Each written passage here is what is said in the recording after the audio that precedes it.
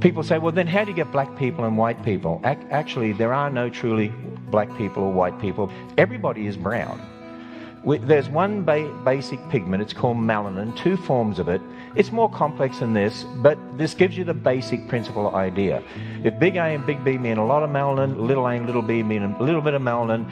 If you had all big A's and big B's, you'd have dark skin. Little A's and little B's, light skin. If you had a mixture, middle brown, the world's population, the majority, if you look at the bell curve in regard to skin shade, the majority are middle brown. Those differences in skin shade, not skin color, skin shade, are just minor differences. Genetically, they're very minor. What shade was Adam and Eve's skin? Not what color. Everyone's the same color. And I'm going to challenge us, and we need to change our terminology. You don't talk about what color someone is, it's what shade they are. We shouldn't be talking about races because of Darwin's ideas. Let's talk about people groups. Everyone's related to everyone else. Do you realize what a difference it makes when you look at somebody that you don't like and say, they're my relative? People would call that an interracial marriage. There's no such thing as interracial marriage. There's only one race. Biologically, there's no such thing. So when we say that's an interracial couple, what a load of nonsense. You know, when you go to the doctor and they give you these long forms and you've got to fill out all these stupid things, and one of them is, what race are you? I encourage everyone, write down Adams. Well, who remembers this one? Jesus loves the little children, all the children of the world, red and yellow, black and white, all are precious in his sight. You remember that one? Actually teaches kids wrong ideas. Imagine if we taught generations of kids this.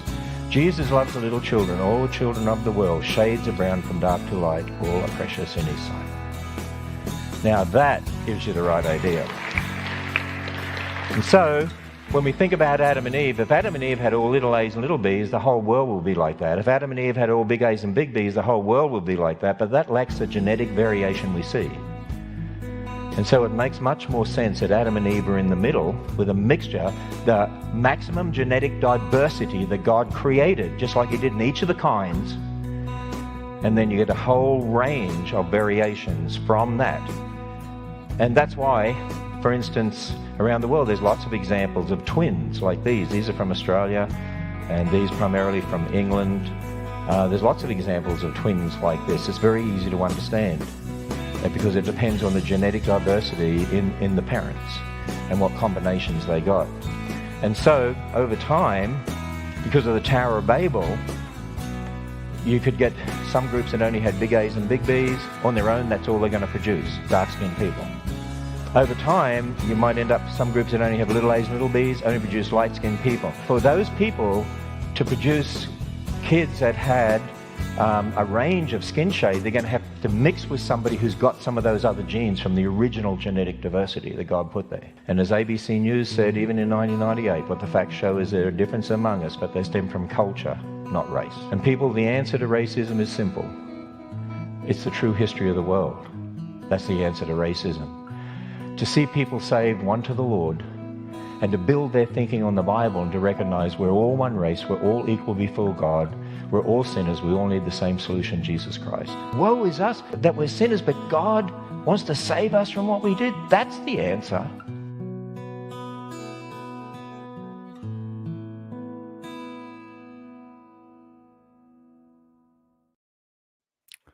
Welcome to the Human Race edition number 5, everybody. So I'm your host, Emmanuel Kingman, with the lovely human herself, Mimi. Hello, everybody. Hello, and we have on some special guests for you guys. So first up, we have Mr. Andy Rouse. What's going on, Andy?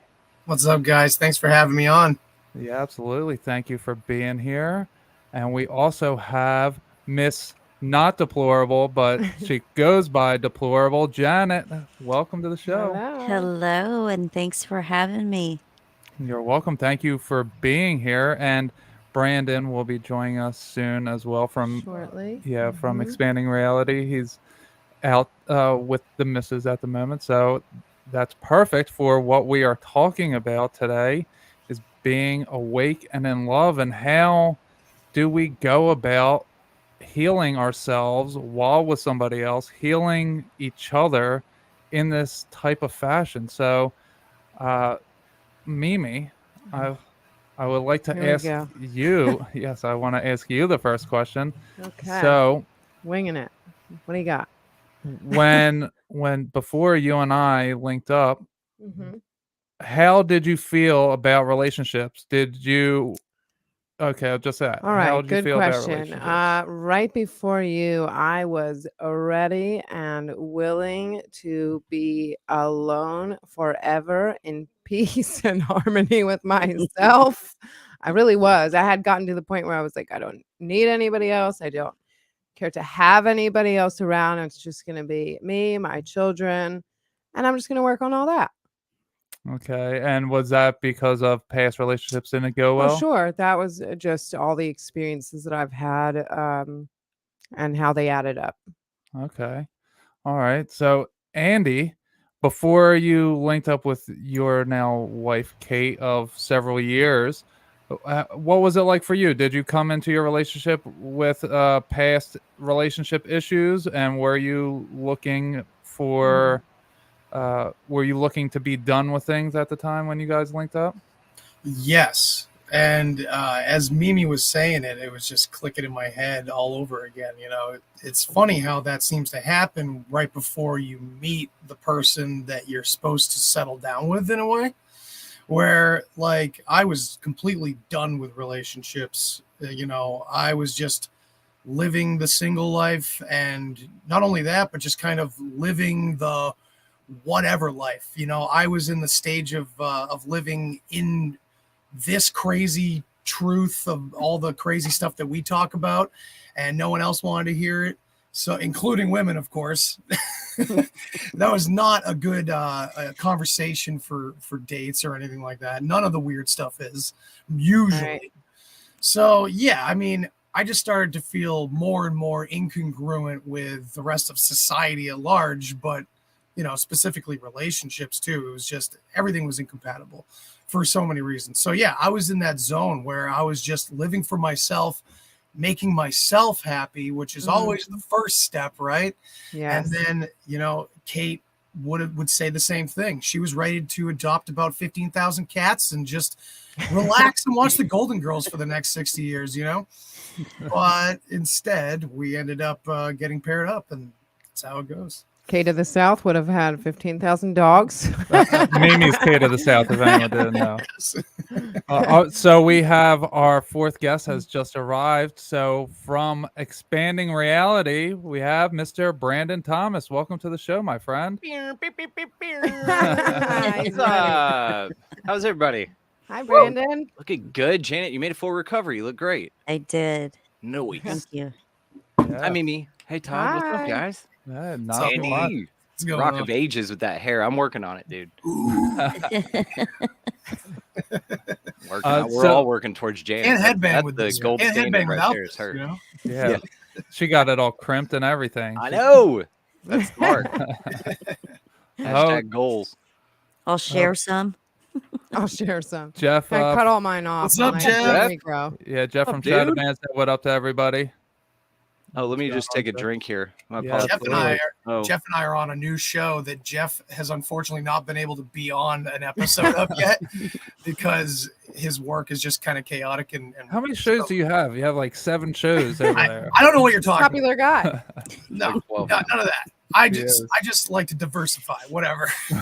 That's the problem with this Diversify You your don't want to put all your portfolio. eggs in one basket. we're all just people that have exploded with creativity, right? And it's just going in every direction. So Yeah. whatever. 100%. But yeah, we're on a show called Horns Up, and it's all about metal. And it's Oh, good. nice. Is this the one you do with Jay Hanahan? Yes, sir. Awesome. Yeah, And yeah. He was Shane telling me Newsom about it. He was as so well, pumped. and Dan Inaki. Yeah, good Very stuff. cool. Is that where you guys were going live on that one and you're like playing video games or something? No, that was an It's a different experiment. show. That was an experiment. Okay. And everyone got real mad that we weren't talking about conspiracies and we were just playing a video game. So, I the can see how that's a problem. crossover of the conspiracy community, it's difficult to kind of like, hey, do you guys like this stuff too? No, it's all corrupted control. I know, but I love it. So much fun. This is all right. fun. So, Brandon, we're just going around here. First, I asked Mimi and then Andy, and now I'm going to ask Janet. What was it like for you before you met your Mr.? Was Or it Mrs. Yeah. What was it like? Were you bringing baggage along? Were you just at a place where you were done with everything, or were you coming from a different place? Oh boy. No, I was done. I had been single, parenting for a very, very long time since my daughter was 2 and she was in her teenage years when I met Greg.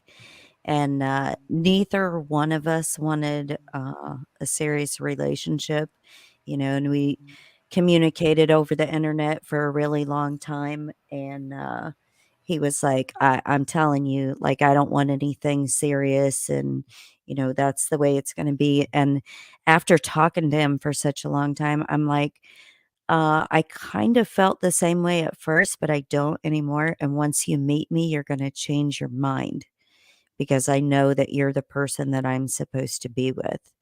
And so we met and we've been together ever since. So yeah, it's funny how things work like that because I was so used to being alone and, being a single parent and doing everything on my own. And then when we met, it was right and it clicked and everything was just perfect from there. So yeah, I was very lucky.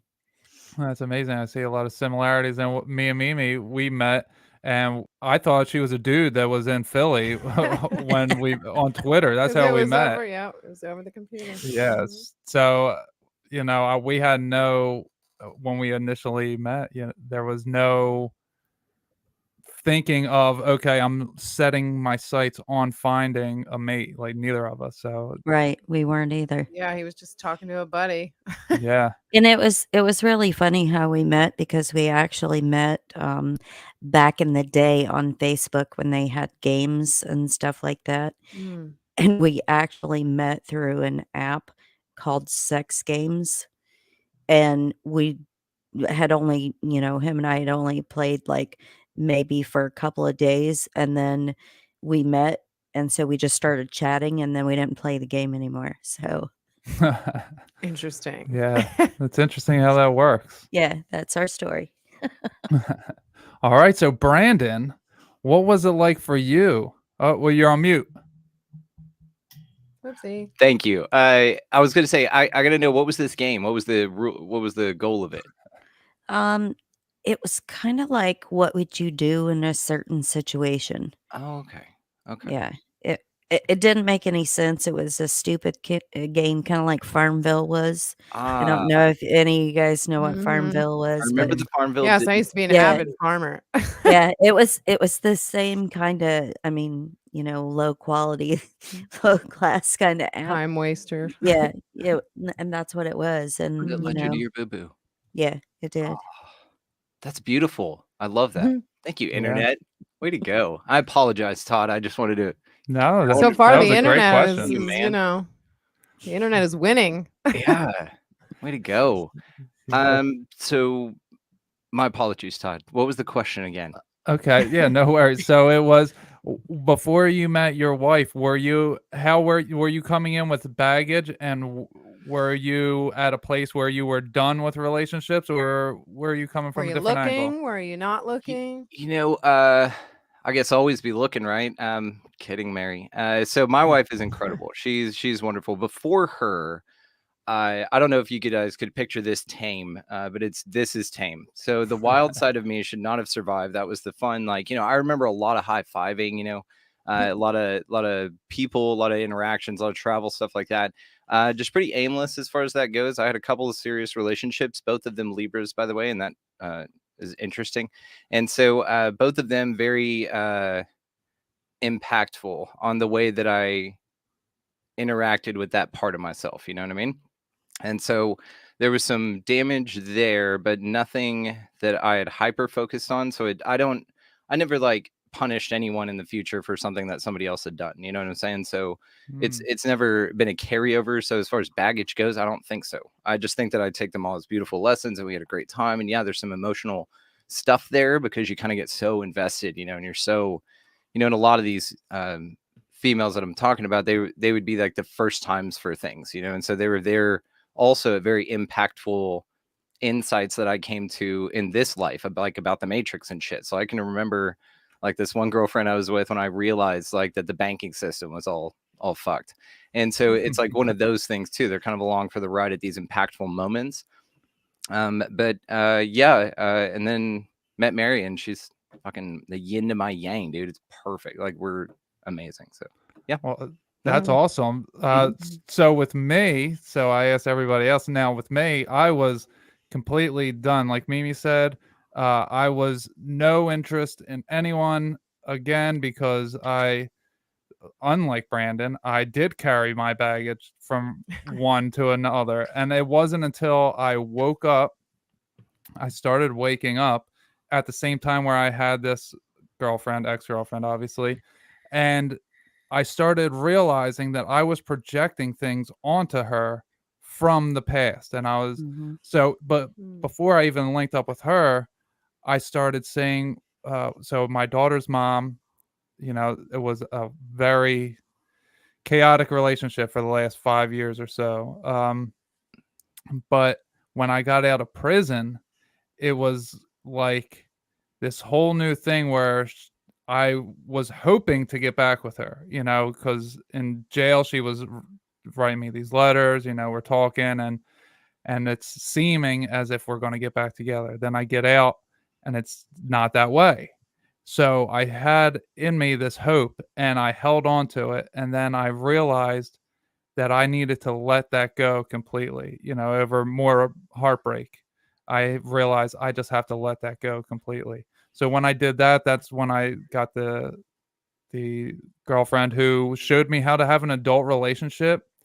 And while it wasn't very long, she showed me that I needed to clean up a lot of my baggage, that I needed to heal myself.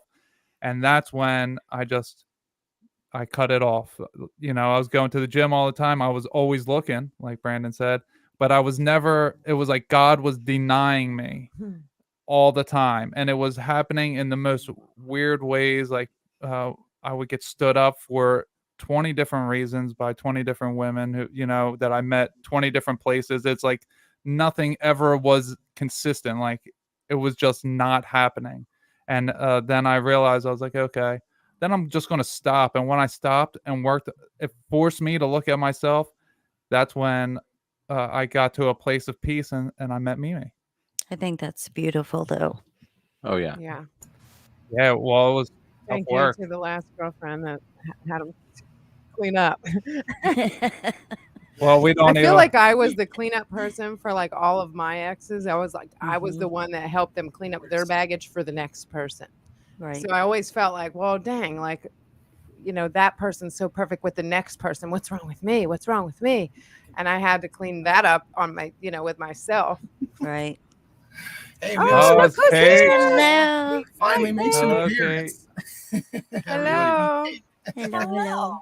Guest appearance. Yeah. Do you want to answer Emmanuel's first question? What is your first question? My first question is, when you and Andy linked up, what was it like for you? Did you have baggage that you were bringing to a relationship, and were you in a place where you didn't?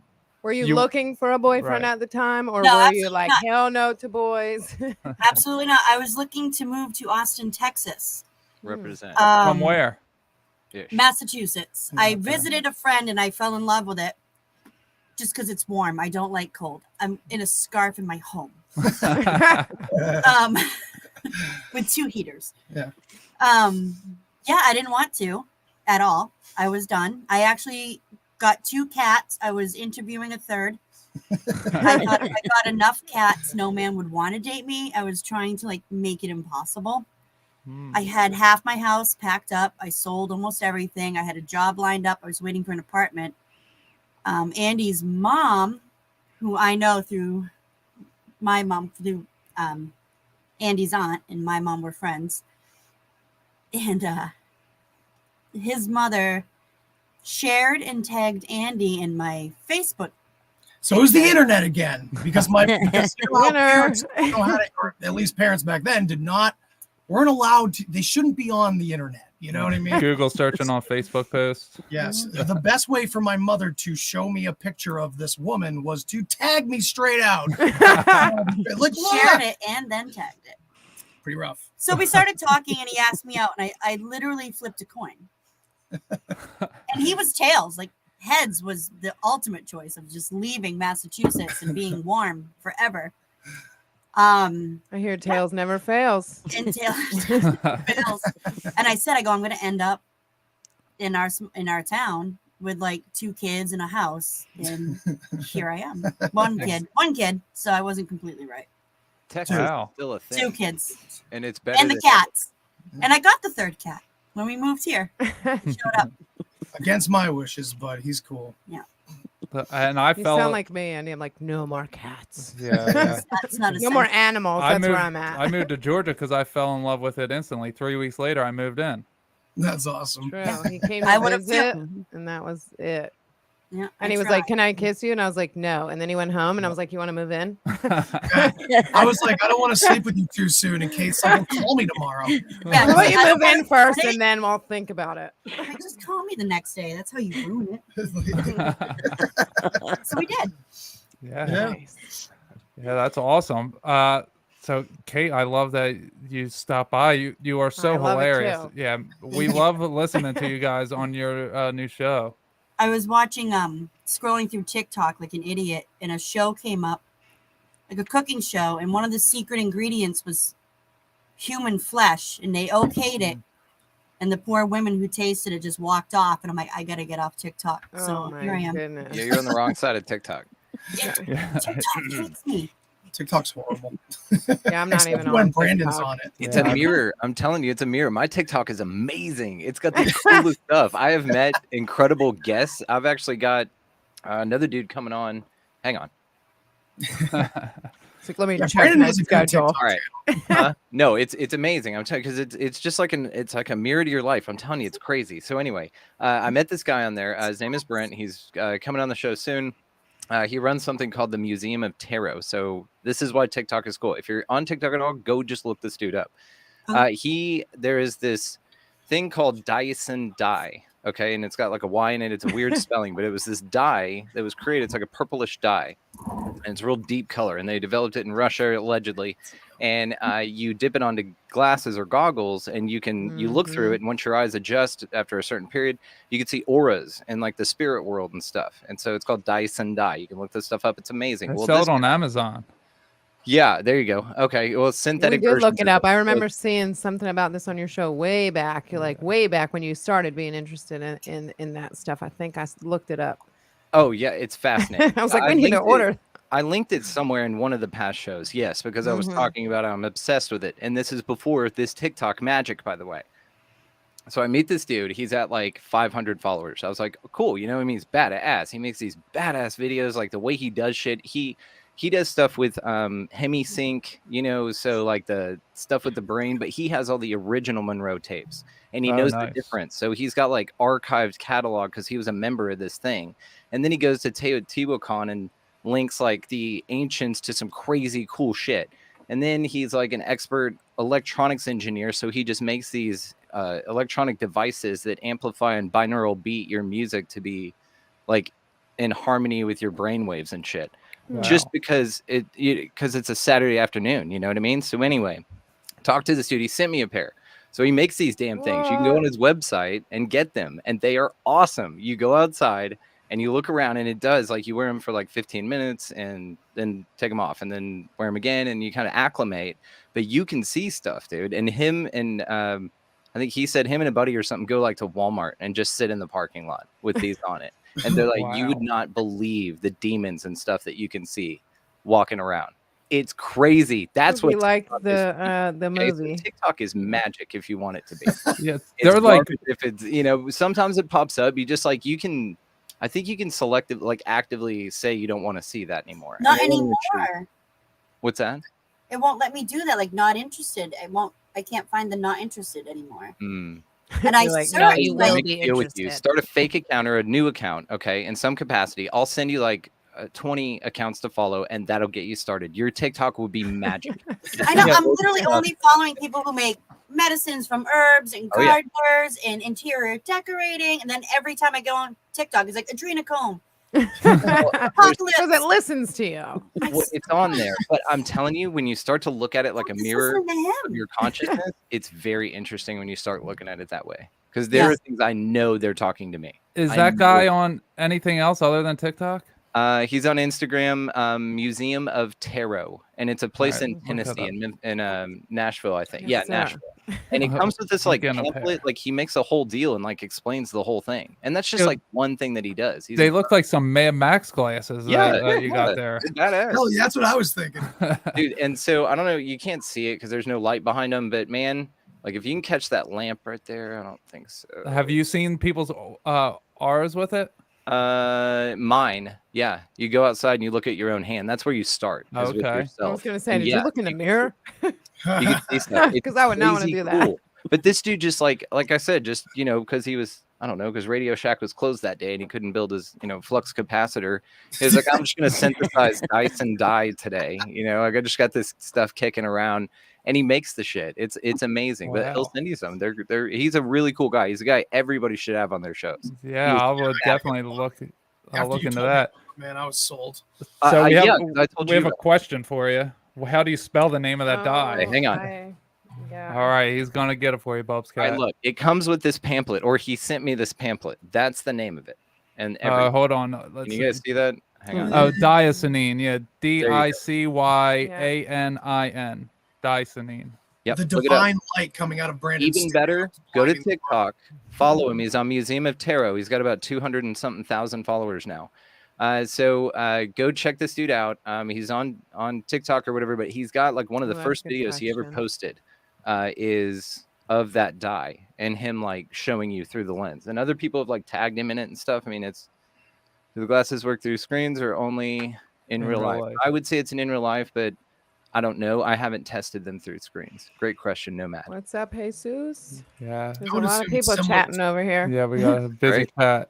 It's I awesome. would assume it's similar to like psychedelics, where like you go to try to watch something on TV to see if it's cooler on drugs, and it's like this is useless. I'm going Yeah. outside. Yeah, it's not like 3D glasses. It's like Right. 3D in real life glasses. It's Yeah. like 5D glasses then.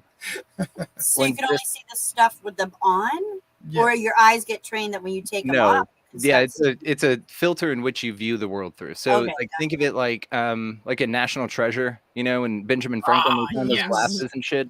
This pair will let you see the spirit world and watch reptilian people drive people around and shit. It's crazy. Well, I want to see what happens with me What's the because I've movie? seen stuff with my eyes open. I've seen people's auras with my eyes open. It's like a spiritual gift that's been granted to me. Not too many times, but it happens. It does happen through the computer. I think the lighting, but it's also happened in real life for me. So I would like to see how that adjusts my eyes when I do that. You would see everyone naked. I don't want to see that. I would like to see the blueprint world in front of my They live. face, though. I mean, It's that's like the glasses from They Live. yeah. Nomad and I were just Yeah, talking about that on my last Naked. episode that came out, seeing the spirit world through psychedelics, but in this case it would just be putting on those glasses, because I always say when I took psychedelics and then I did a 5D game at an arcade, when I put the goggles on I was like, oh, this is tripping. Like my brain like maneuvered itself and I felt it switch, and it was like, this is what my brain does when I'm tripping. And it was like this whole scenario, and I had to take, when I took them off I was like, whoa, this is like, I felt like I was coming down for like 2 days off of a psychedelic trip because my brain had to readjust. They do screw with you. Yeah. Like you do have to get adjusted to it. He even explains this. That's why he includes this pamphlet with it. And it comes with like the history of it and just some talking points. He tells you about like how to do it, what time frames and what it is Wow. and shit. It's fascinating. Wow. And so anyway, museumoftarot.com. There you go. There's your All plug. right. 'cause I he sent- needs it. I He's sent you the amazing. Everyone Instagram should know link. about this. Yeah, on Instagram, yeah. And Jeff is in the chat asking you to come on his show to talk about Gateway. Jeff from Shadow Band Podcast Uh-huh. to do Gateway process and Hemisync. He wants you to go on there and say, I am not the dude for that, Jeff. I will. you might want to gladly, link up openly with talk I'll do it. about my Justin Williams or blind Andy. spots, but I will send you. Yeah, Justin would be a great one. Andy would be a hitting great Gateway. one. Oh, yeah, Justin, Or actually, yeah, Brent Justin would be a great one. I'll come on I your like show Justin. anytime and talk to you about pretty much anything else. Like I just want to, not look like a fool. I'm just not. I don't know enough about it. I really don't. I'm not the guy. Yeah. I don't like that it was a FOIA release. Yeah. Well, I still like a lot of what it says, but you know how they love to pepper in truth with total bullshit on purpose and release it to the public. the I Hemi always thing, kind of, we're off track here, but you know, Yes, we FOIA are. distrust. That's I all hear you, right. and I'm going to tell you how I met my wife in a second. But we so he goes through and explains all of this. He's got these wonderful educational videos that he like shoots himself and shit.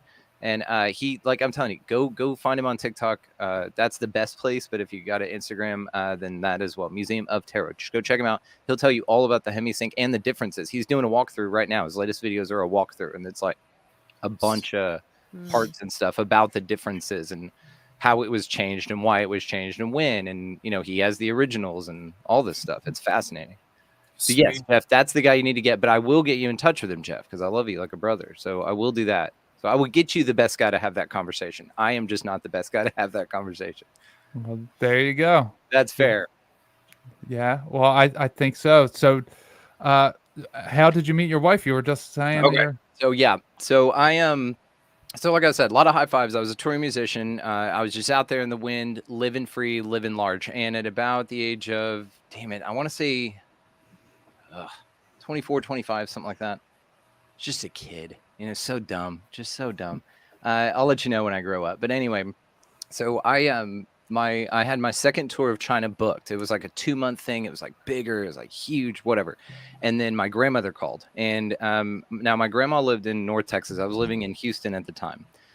We moved down there like when I was a junior in high school, whatever. Anyway, so she was up here by herself. Everybody thought she was crazy. Anytime I toured through, I always stayed with her. I would come up here just to, you know, it's like a 5-hour trip. I'd come up here, just stay with her, whatever, hang out. And then, you know, I called her like 2 or 3 times a week. So we talked all the time, and I was the only one in the family to talk to her. One day, like I said, 2 weeks before my second tour of China, she just called, and there was something different about her voice, and I knew it. And so she said, something's wrong. I don't know what to do. I need help. And then hung up the phone. So I just packed everything I could, threw my 2 dogs in my truck and drove up there, canceled the tour on the phone on the way. I came up, found out that she'd had pretty bad like Alzheimer's and dementia. Anyway, we go through that, but that brought me back to North Texas. This is an important part of the story, I promise. So she ended up passing. I was, like I said, the only one. You know, I got to take care of her last 6 months of her life, which was amazing. I got to really spend time with her. She was like, she never forgot me, which was amazing. I reconnected with my mother at that time because we didn't talk for a long time. I was out on my own, and that's a whole nother crazy story. But anyway, so all of this, you know, good came out of it. And another great thing that came out of it was meeting my wife, Mary. So I was up here. I had the house because she had passed away, and we were just kind of in this transition period on what to do and how to move forward with everything. And so I was working at Journey's shoe store in the mall. I was instantly store manager because the dude quit because it sucked. And so I was like, awesome. Okay, so I'm running this thing or whatever. Anyway, so one evening I'm working, and this lady walks in, this beautiful young woman, this blonde, with another blonde. She was there. And they were like, she was like, yeah, my friend, and she wants shoes. And I was like, very cool. And this girl's very quiet, but just stunningly beautiful. Something about her eyes, and I knew it. And so I end up, you know, giving her friend her shoes or whatever, get her to try some on because I'm super charismatic and fun. And I get her to buy shoes too. She still owns that pair to this day, by the way. And we ended up, you know, making the transaction. I write my number down on a piece of receipt paper I printed in front of her, and I said, call me. I looked her right in the eye and I said, call me. Now, I will never forget the moment she took that piece of paper from my hand as she was walking away, bag in the other hand, and just the way she looked, and she said, okay, and then walked out. And that was it. So she did call, and our first date, it was very important to me that she liked animals. I didn't know anything about this girl. And so I took her with my dogs to the park to make sure that she was cool. It was this huge open field that I took him to let him run and play Frisbee and shit. So that was our first date. And then she stayed the night, and we did not bang. So there you go. And Wow. That's a very cool, And then very she chill moved in. story. Yeah, it was not too long later, and she only saw me play music live once. And so it's this weird thing too, because that was like this huge personality switch. It was like you're no longer a musician. Everything like when I came up to take care of grandma, I was a touring musician. I had label offers. I had like shit going on. I was working on my third album. I like had a bunch of shit going. And so it was like switch, and it was caretaker mode. And then I turned at 25, this dude that was on the road and touring and all this crazy cool shit, again, a lot of high fives. I can't overemphasize how much fun I was having. And then it was like, okay, well, now you're a power of attorney, for someone who's that you had to figure out was actually the Alzheimer's, because no one talked to her. So it was like, grow up, you know what I mean? So it was like this. And so, no, I wasn't looking for a companion at all either. I just lost, my grandmother. I was, had no idea what I was going to do, in this house. I'm like, the fuck is going on? And, am I going to get back into music? Whatever. And then we met. And then that was like this, that from there, that was like the swirl and all the crazy, being dumped into this new massive body of water, and it was swirling around like crazy. And she just like grabbed me. And then we sailed out together. And from then on, the ship has been very, on course. And it's awesome. I feel the same way. It was like just, here's your new life. Yeah. And we become like cooler every day. She's amazing. I just love her all the time. She's awesome. That's an amazing story. And I think everybody here can come to the understanding, all of our audience listening, is that none of us were looking for the partner that we found. It all just happened, and it was God putting us in position. I mean, Brandon's story, that was incredible to go from where you were and the trajectory you were on to then what you became. I mean, with all of us, we all have so many. Kate was saying she was about to move to Texas, but she didn't. I mean, just so many different things get moved. It's God moving the chess pieces all around in order for us to get to the place where we ended up getting to. Now, Janet, when you had me on your show, it was like a therapeutic session. Like listening back to it, I was like, wow, she's like Dr. Therapy over there. I said the same thing. Yep. Yeah. Well, so chill. Yep. And I think it's because of like all of the things that I went through in my past. There was a lot of traumas and terrible things that happened relationship wise and stuff. And it just, it just snapped me into place to where not only being a nurse, but also just knowing that I have that ability to help other people figure out things or, feel better just after having a conversation. So yeah, I'm very blessed in that aspect.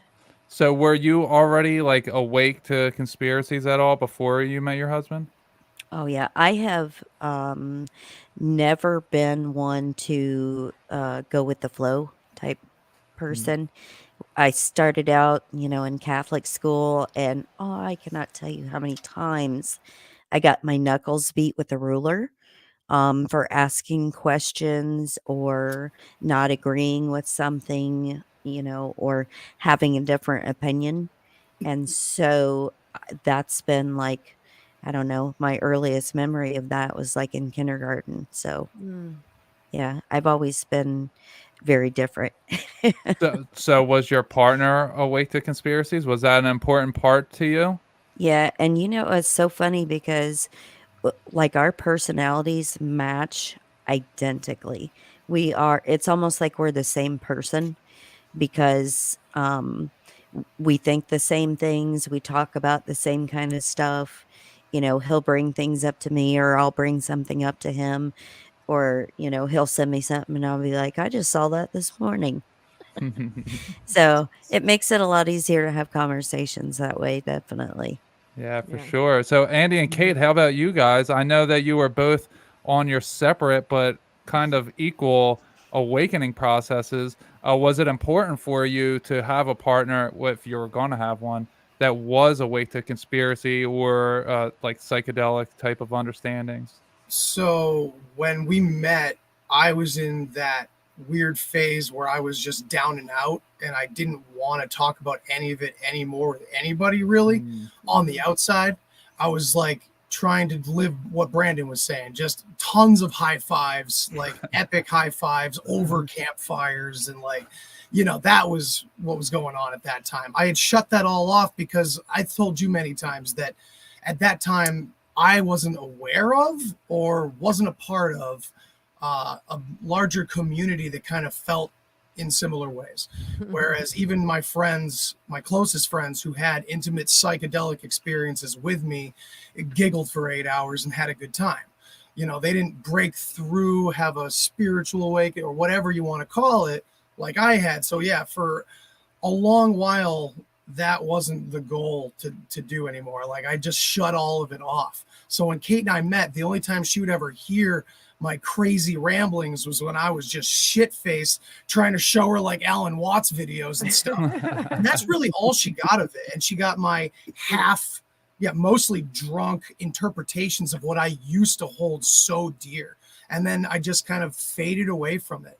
And then, I'll let you kind of take the rest of that answer. My awakening was brutal. And it was while we were together. It's while we were together, and it was Andy's reawakening. Yeah. We lost our daughter during pregnancy. We learned in the second trimester that she was not going to survive. And it was a risk to my health. I could have developed something called mirror syndrome, which would have put fluid around my heart, and it could have killed me. So we were forced to unfortunately terminate the pregnancy. And I grew up with the dark religious people, like evangelical, fire and brimstone. All the babies in Asia are going to hell because they don't know Jesus. Parents, like real bad. And my mom and dad were telling me I deserved that because I was in school studying feng shui. And I put my faith into something else. So God took my baby away. And I realized then that, oh my God, my parents are basically worshiping the devil. And everything from like my childhood, like I'm just like, none of this makes sense. And that sort of sent me on, trying to figure everything out. And that's when Andy got sober. Yeah. Because he got sober when Finn was he kept relapsing a little bit, not like he yeah. was, but he had to take care of me. I was a mess. Yeah. Like I'm still dealing with it. It was 2019. Right.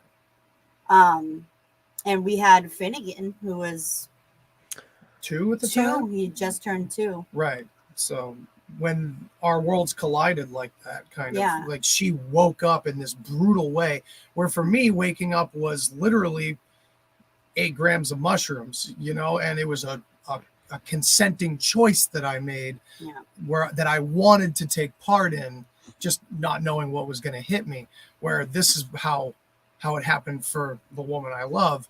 And so my reawakening came full force. And this is right when shit was starting to get really weird out in public, and where all the fringy things that I used to read about and talk about all the time were suddenly like front page news. And, it all happened, of course, as it should have and when it should have. And it all happened for a reason, And her name was Eve. Yeah. So we named how her ironic that she would be our awakening. Yeah. Wow. That's thank you for sharing that story. That's a very traumatic. First time ever, too. Yeah. Haven't shared that on Deep Sharing yet either. Well, it's scary to share. Absolutely. Tell people you terminated a pregnancy and they're like, rah! It's Yeah, like, well, now listen. Yeah. This is going to creep everybody out. Right. I was waiting for Kate to come on maybe one of the Friday night, the worship in the storm or something. I was waiting for an episode for Kate to be on because I wanted to ask you guys and do you remember this? Okay, so I was going to ask you if you lost a baby because, and I wanted to ask you how close in age Finn would have been, because I knew Okay, I had a dream and I texted it to Todd, and it was like some goofy ass dream. It was like I was chilling on a couch and I knew it was your house, and I was in the basement and I was reading She a book. texted me the This first is what I thing. texted him. I'm She like, never I was texts me first thing in the laying morning. on a couch reading a book. Andy was like sitting at this bar thing, like reading a book, and then Kate came in, and at this point I didn't even know what Kate looked like because I hadn't met Kate. I hadn't been on her Facebook. You know, this was like the same day I think is when we friended each other. Yep. It was so weird. It was Saturday, actually. It was Yeah, it was Saturday so after weird, but worship it in was the that storm. morning when I had just told him this whole dream. Anyway, weird shit happened. You know, we're just chilling or whatever, and I went to go out another door, like in your basement, and there was like a counter, and it was two kids that were like playing like store, you know, like they had a little register, and they were like, you know, pretending to ring me out, and it was a boy and a girl, but I knew they were both yours, and I knew they were very close in age, so I was going to ask you. They would have been Yeah. 2.5, almost exactly. 2.5 They were years very apart. close in age, like just looking at them. But I texted him right away. I'm like, I had this weird ass dream. Yeah, it was this past I Saturday. need to ask them. Or it's last week. Yeah. But they That's were like having a real good time, just like playing grocery store and like checking me out before I left, you know, getting my money. And, you know, it was really neat.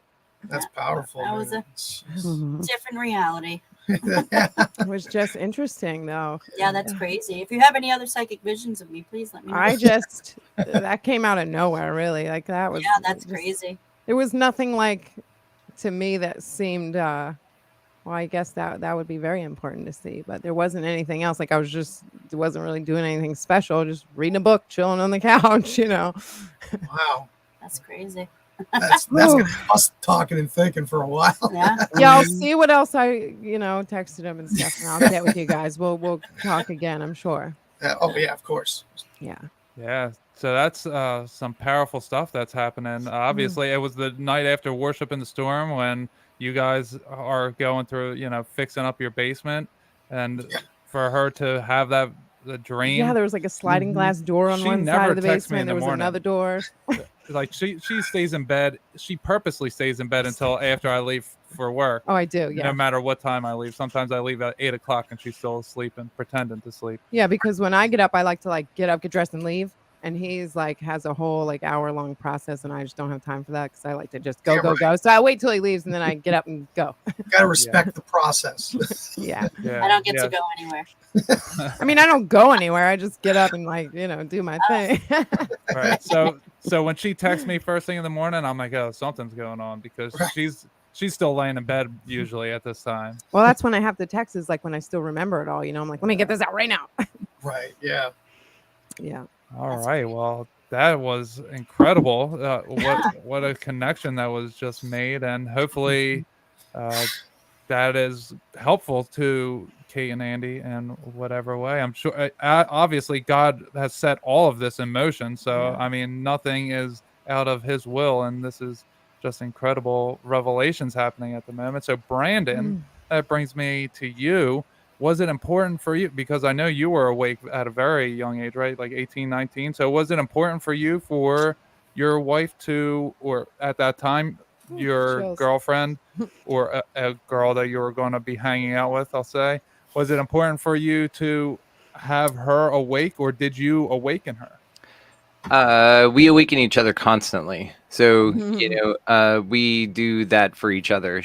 I just wanted somebody open-minded that liked animals, and just let me be me. And she grants me all of those things. My favorite thing about my wife is how she makes me feel about myself. And that's like the core principles to any relationship, any successful one in my mind, is that you can't love anybody else until you love yourself. And it's not how you feel about them. It's how they make you feel about yourself.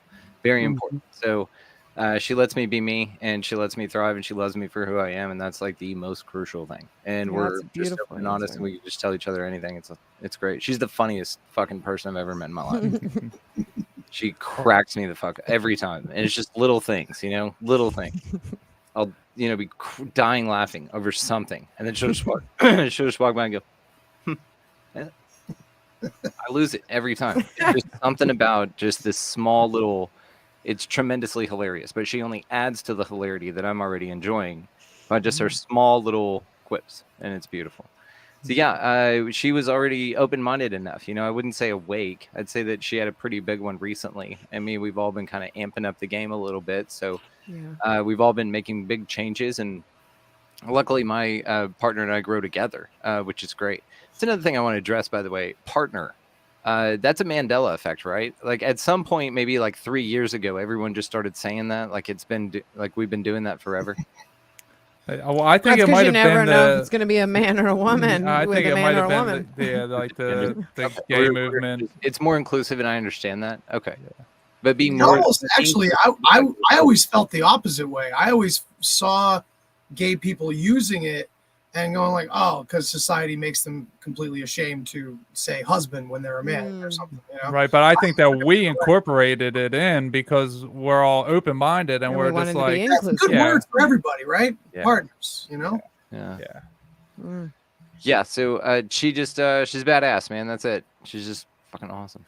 well, I relate to that so much that Mimi, even though we've had our battles, of course, and I'll ask you guys about yours, not too specific About or your anything, battles. but yeah, but Mimi and I, we've battled over some things, especially with trying to get to the bottom of the issue, whatever the issue is. I'm one who I don't let things go until we resolve it.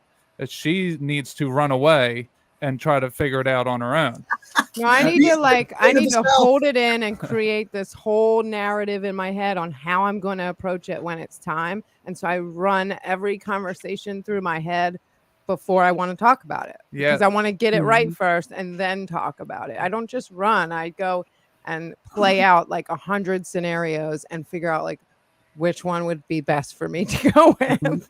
Well, but what Brandon was just saying, it was so perfect, is that she's open-minded enough to listen to me speak things in full, and when I do, she thinks about it, and then she goes, because I'm very critical of myself, and I'm very honest with myself, so she respects me when I'm saying like, yeah, I'm doing this, and I need to change that, but you're doing this, and you need to change that. It's not me coming at her and saying it's your fault.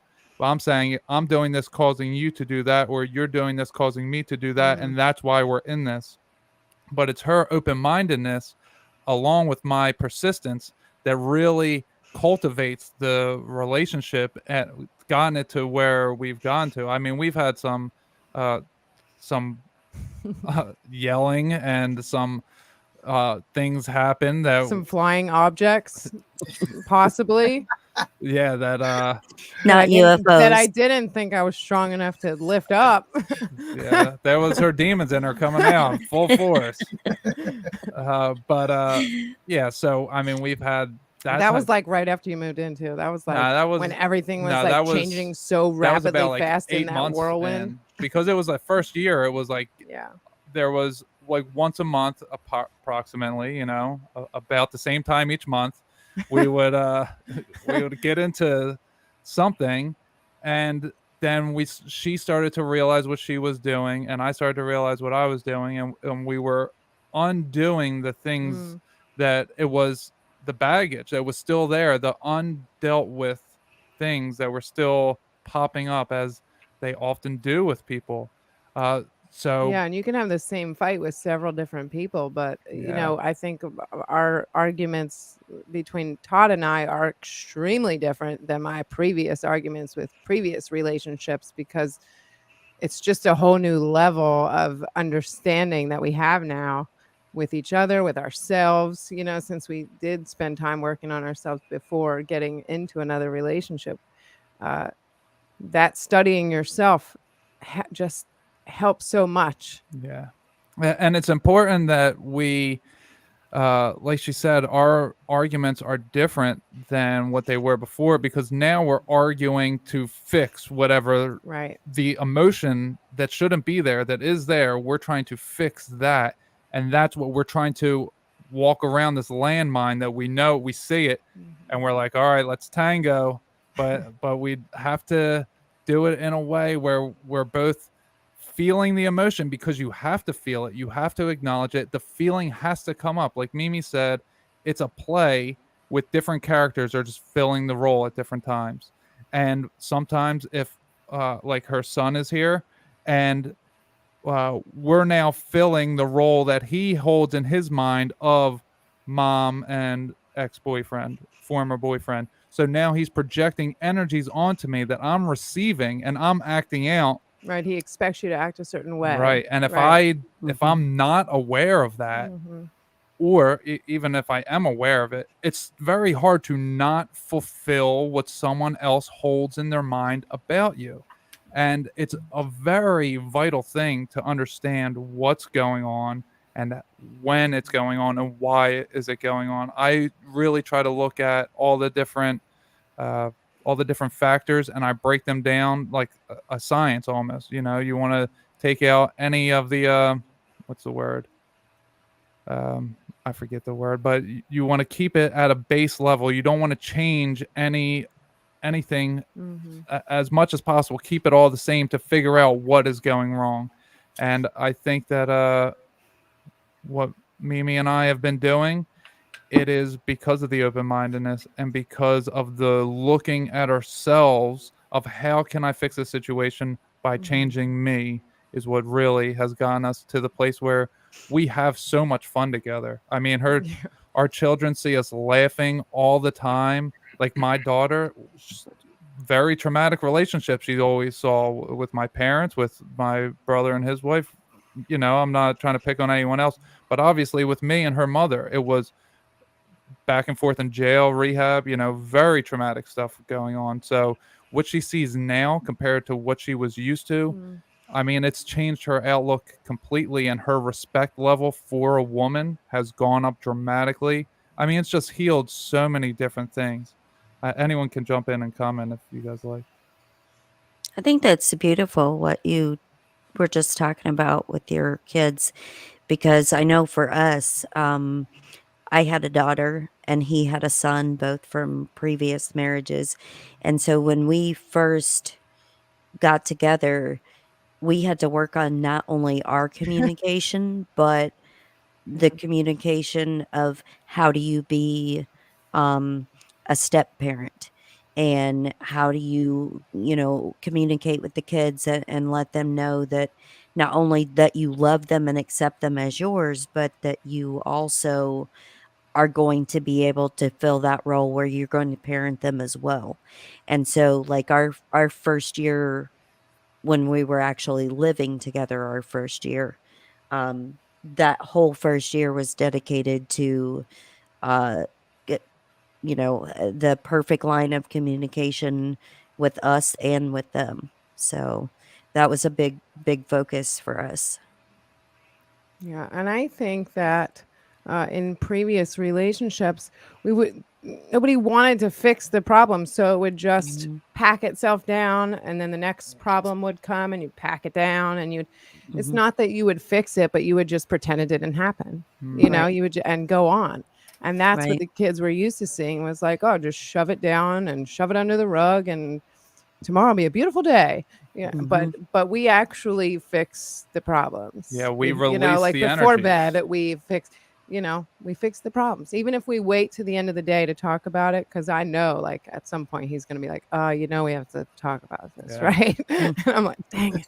Yeah, because I But don't go to bed you know, angry. I did one time a couple weeks ago, actually, the first time I did, hmm and I didn't sleep well at all. I mhm. actually, you know, it's uh, it happens. I can't. I don't know. That's just how I'm wired. Is hmm I can't just let go of something without trying to understand it, and especially when it's something simple that we can just talk about. Yeah. That if I say it in a way, I know she'll hear me out, and then she'll understand me, and then we can let go of it. Like I literally feel energies leaving my head, like my through my crown chakra. I literally feel it whenever I let go of something, and I'm not holding on to it anymore. Yeah, and there's plenty of times I don't like to talk just because that's not something I'm used to doing, Yeah. talking it through. Well, now So you now are. that Yeah. now that we do, it's like Her voice I used to still might crack. not like it, but I know that it's needed, and I know that it's helping me, and I know that it's helping him, and I know it's Yeah. helping anybody that was in, earshot of anything. So her voice used to crack, and it was like Yeah. the energy was low in her throat, and it's like Ugh. you know when you got a big gulp in your throat and you can barely like get words out. That's how it was with her when Yeah, I was like tell afraid to me her speak, feelings. right? Yeah, Mhm. Because I was never, that I just wasn't used to expressing how I feel. yeah. Mhm. Kate, have you experienced anything like that with Andy? On the spot. Andy is relentless. Yeah. I'm the one that has to see it through. He has to and- see yeah. it through, and I'm the same. I'm like, I need to go away for a minute because it feels like a warhammer coming at me, just like comes at It me. feels and like an attack at first. it feels like an always. attack. And Mhm. from my upbringing, that like obviously Triggers everything. triggers Mhm. everything. Mhm. We're learning that we fight over really, really stupid things, and then it becomes like 2 hours of us screaming like, "You're not hearing me!" It's like, Right. oh, wait a minute. Okay, so I am basically Andy's father, Yeah. and Andrew is a lot like my mother, Yeah. Hmm. and We trigger things we like trigger that. things. We definitely mirror each other's wounds of not being heard, not having your being valid. Like anything you say is just tossed aside, or it's just stupid. And her reaction was one way, which was, well, I mean, you can tell better than I can. Oh, I just shut down. Right, you shut I down. shut down completely. Yeah, That I've been makes there. me Yeah. feel My father would walk away when I was trying to get passionate about how I felt. So therefore, it in that same respect. Oh, So wow. what I'm learning to do now is mirror her like accidental good behavior of needing that time to breathe. And as I do it, I feel that same way. That energy literally just leaving my shoulders, that weight leaving my shoulders, when I decide to, return to the situation and just look at her back as a partner and not as this competitor in this situation. I have implemented our take 5. Yeah. Like, I things love are gonna- that. Yeah, I love that because I need that We're taking 5. 10 minutes. We're gonna walk Yeah. away because this is stupid. Right.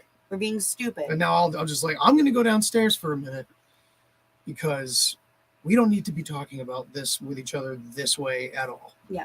And that's when it'll snap her out of whatever anger too, for the most part. Because I get my moment. Yeah. I need a moment Right. to recoup.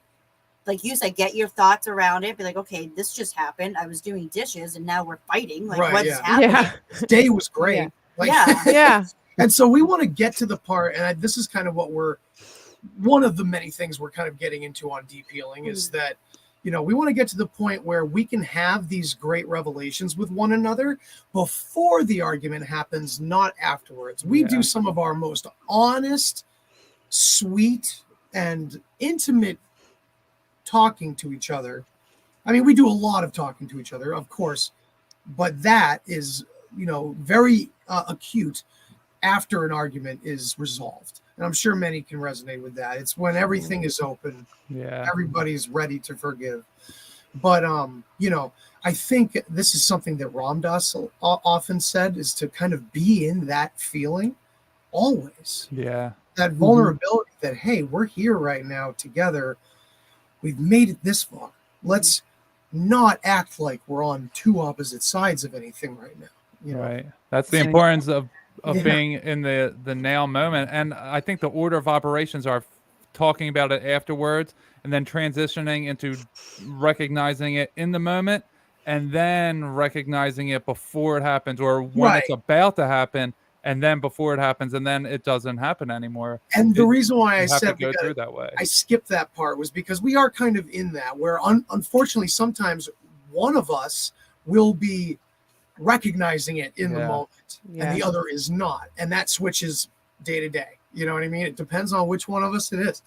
And so we're kind of there where we're recognizing it in that moment, and it is helping a lot, even just the recognition of it, because it is changing our behavior. It's Right. making me come down to the studio and Take just 5. just breathe for 5 minutes. You Plus, know? when he takes 5, he comes back and just apologizes. And That's not everything's true. fine. We talk. I think the Yeah. take 5 just let you put your shield down for a second. The You know, apology like is like almost like you're I'm in fight sorry. mode. The You just apology need to is like chill. Yeah, that's the olive branches. He's saying, "I'm Yes. sorry, but you got to Absolutely. listen to me now." Yeah. That's I do the same thing. Brandon, I see a lot of head nodding going on from you. I see it's I'm sorry and not I'm sorry but. Right. Yeah, completely. And nailed it with the vulnerable awareness thing, man. That's exactly Mhm. right. So my wife and I adopted this adorable fucking thing a while back where if we catch each other in the moment, right, for one of these things. Now it's never like we're a great team, and so it's not an issue of that. It's that our own moods, right, or whatever we've encountered that day or whatever, you know what I'm saying? So you transition a little bit. And so if it's off, it's off, but we know each other well enough and we know each other well enough that whenever it's off, it's like, okay, we'll openly, like, I'll give her a heads up. Hey, I'm in my head today. I don't know what's going on. Just kind of let me, just don't take anything I say, take it at face value. She'll do the same thing. You know what? Crazy day, and this happened, and vent. And it's great because years ago she taught me this, by the way, that I'm a guy. I want to fix shit. That's what I do. And I'm creative, so I come up with awesome problem solved solutions. Like, I'm great at it. It's one of my favorite things because I'm awesome at it. I would just spit out solutions whenever she had bad days, and she taught me that she doesn't want solutions. She wants an ear. It's this concept of holding space that now everybody talks about, this holding space. My wife was holding space before there was space to be held. And teaching me how to do it. And so she's the reason that I can go, that sucks, whenever she goes through a string of things, and then, give her a little smooch on the third eye, a little boop on the snooze. And then I just, go feed the animals, or I'll tell her, hey, just hang out. I'll go get all the stuff done outside because we have a ranch and shit. And so you just hang out. I'll get everything done outside. Just put your feet up, whatever. I got it. And then by the time I get back in, she's, Andy, apologizing, going, you know what? I'm sorry. I just had, really weird down. Like, you have nothing to apologize about. This is a tough, 3D's tough. And we support each other in that way. And we will catch things before. We haven't had a blow up fight in fucking years. I mean, absolute years. But what really changed, and Todd, to something you said, I wholeheartely believe this. I had some shit I had to figure out about me. I did some ayahuasca. I did a lot of stuff, a massive journey on my own part. And then one morning I woke up, and all of the things that subconsciously I didn't care for about my wife, or I wished were just slightly tweaked in any way, were dialed up to 10, a non-issue, and it was a totally different person that stepped out of the room that morning. And it's insane, and it's been like that ever since. And we've both been on this growth journey. This is why, like, as a couple, it's the perfect story. Like, I apologize, I don't have any drama for you. I really don't. Like, we just it's not salacious, it's not crazy. We enjoy the fuck out of each other. We laugh. We have a great time. We have an awesome piece of property that we both go walk barefoot out in this, maze that I mowed out there with all the wildflowers and shit. We have a dope life. We have the coolest life. And every now and then I'll just look at her. I'll go, fuck, this is amazing. Another thing that we do, and these are just, I guess, tips of what makes it amazing. Like, I just want to tell y'all, I guess, what we do. So maybe try it, I don't know. Is I always ask her, I'll look at her just randomly and just go, we should get married. And so it's always like this spark. We've been married. Well, it'll be 8 years this year. But it's like this, like this little thing, and she gets excited, I get excited, and it's fun. It puts like this little pop. And then it's just little shit, man. Listening, not, trying to solve shit, not trying to throw your ego onto everything, because it is. Once I started viewing the world, and it was through that process I was describing earlier, as a mirror, when I changed, changed. Like, everybody out there wishes for these like soulmates and this like perfect person that'll walk in. We've got a ring on with someone right there. It's not them you want to change, it's you. So when you change, that person reflects that, and it just happens. That's the natural law of things, as long as you're both honest enough with each other, and then you both want to work on yourselves, and then it works. But we catch stuff all the time, and it's just, hey, I'm in a mood, or hey, like, traffic sucked, just give me a minute. And we both respect that, but we both know each other well enough to admit that. And there's no hubris in this. There's no, like, this really upsets me. No, it doesn't really upset you. It's just a thing. And you're upset at something else, and that thing just happens to be sitting there. You know what I mean? So it's like this directed, indirected tai chi of all the dumb shit that's ever happened in your life to some people. Just the unfortunate things that happen that day, or like Netflix won't load. It's like, whatever. and and then you take it out, and your fucking socks are sitting there. It's like, I don't know, it's like this Indinger shit that I thank my wife constantly that neither one of us participate in. It's just so cool.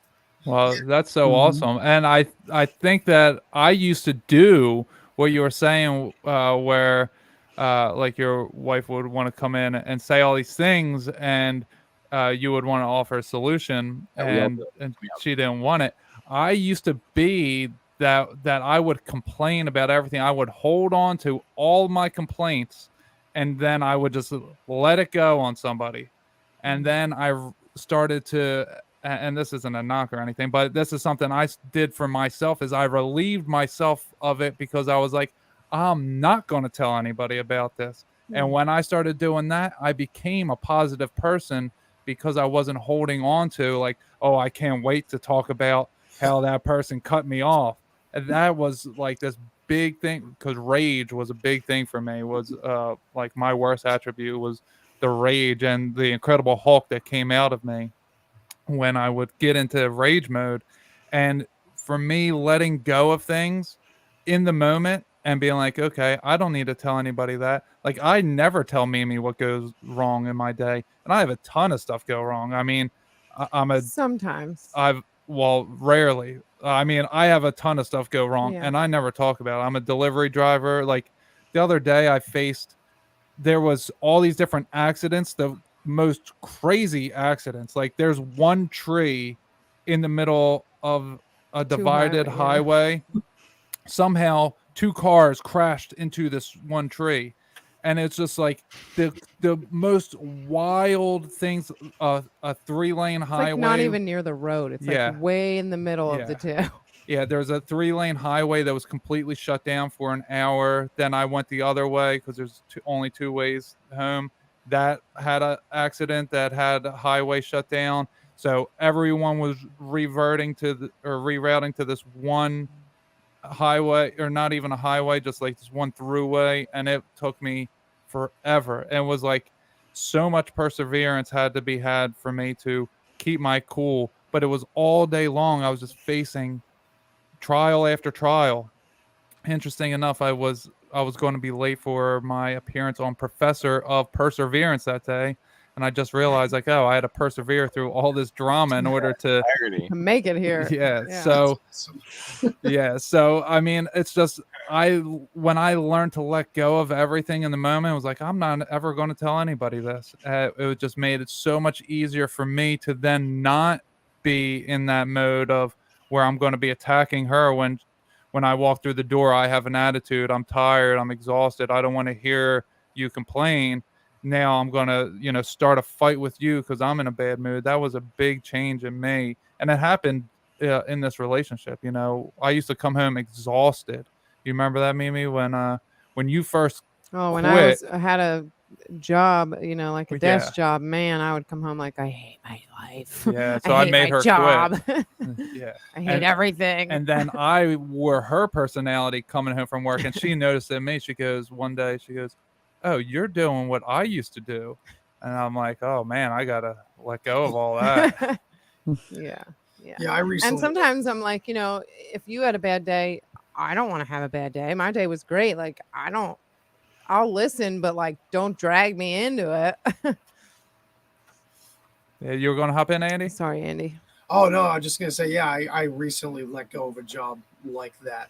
Similarly, that I was just getting up, dreading everything, and it was long hours. Podcasting was very difficult. Family life was difficult. Everything was difficult. And then I slowly was starting to think about, what would I be doing?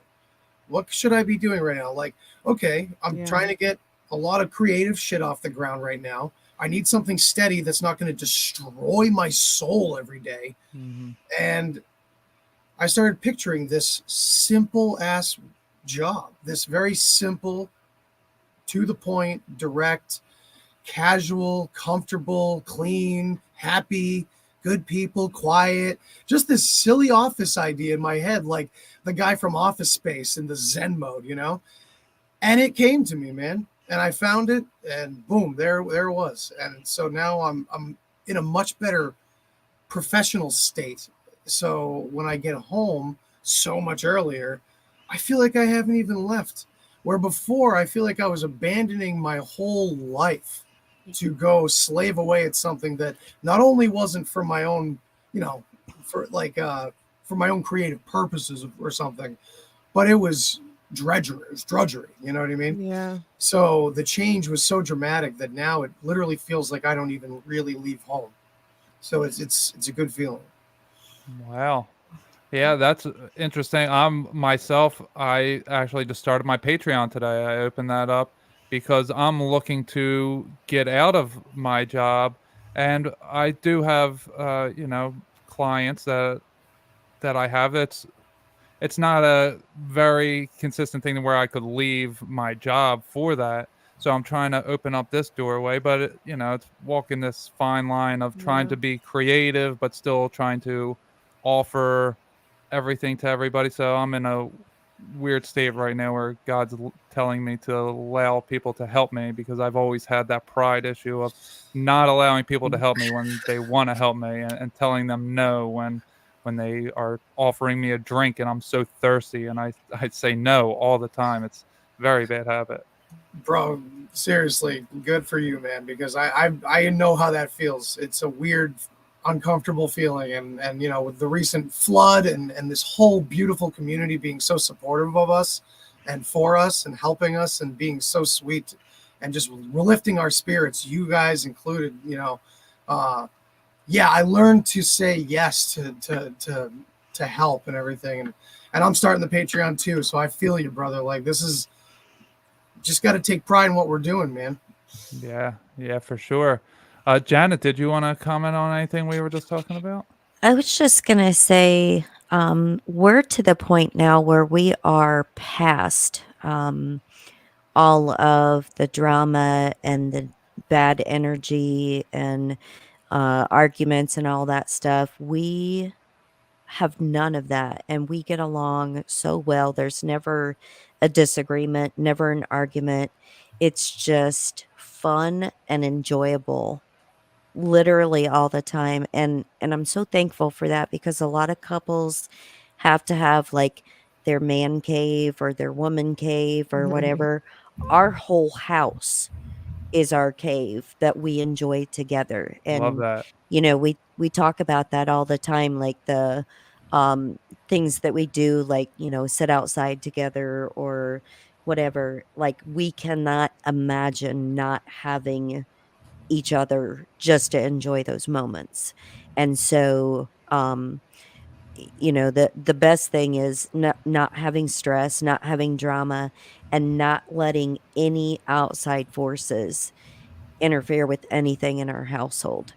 And that has made such a huge difference. And this will be 15 years coming up this year that we've been married. And Nice. I can tell you the only year that was difficult was the first year we lived together.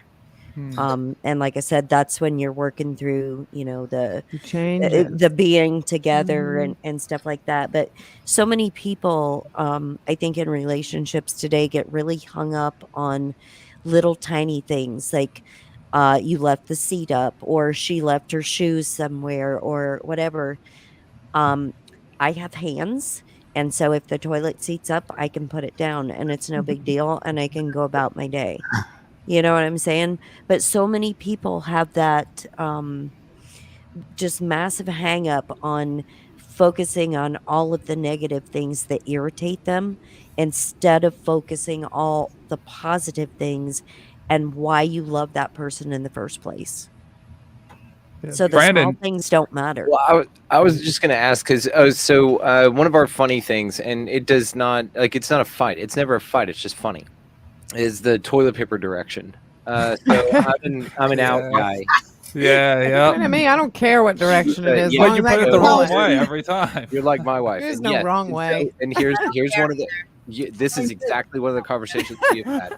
Okay, well, if you don't care, then maybe just do it the way that I prefer, right? Right. If I you just don't put it have a on, preference, so and I don't know. I don't really pay like, is there an attention. issue with just being mindful, right? But then, so here's the deal. I didn't know this was an Should issue you in our house. should we even take it off and just put it on top of the thing and not even put it on the deal? I You know can what I mean? totally do that. So like it's these things, okay? And as long as you don't let it like get to stabbing, you're fine.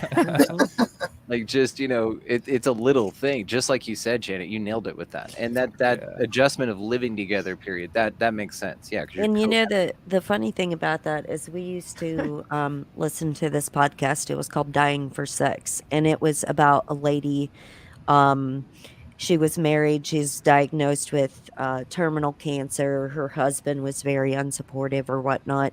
So her best friend started recording her journey through um, her cancer and the things that she did for first times and experienced things and whatnot. And so after she passed away, her friend continued the show.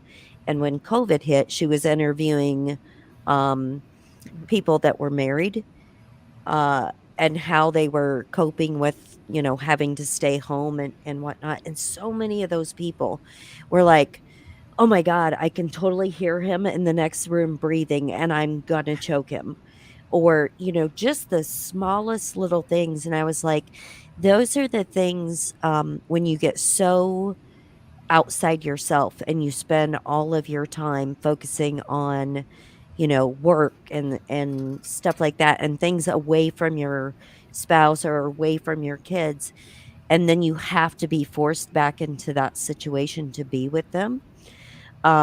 It's really hard for a lot of people to adjust back to that setting where now you have to build relationships with your spouse or with your kids again, which you're not used to. And so, to me that's a crazy thing because like our kids are our best friends. We love them dearly. They share literally everything, and I mean everything about their lives with us and we share with them as well, but we are all so close and so, just drama free that it makes it such a beautiful relationship that even the small things that they don't come up and we don't focus on that. Yeah. See, with me, I was brought up in nothing but drama. Hmm. Me My too. only form of communication was yelling. Hmm. That's how my Same. parents communicated. That's how my parents communicated to us. I had three brothers. We communicated by fighting.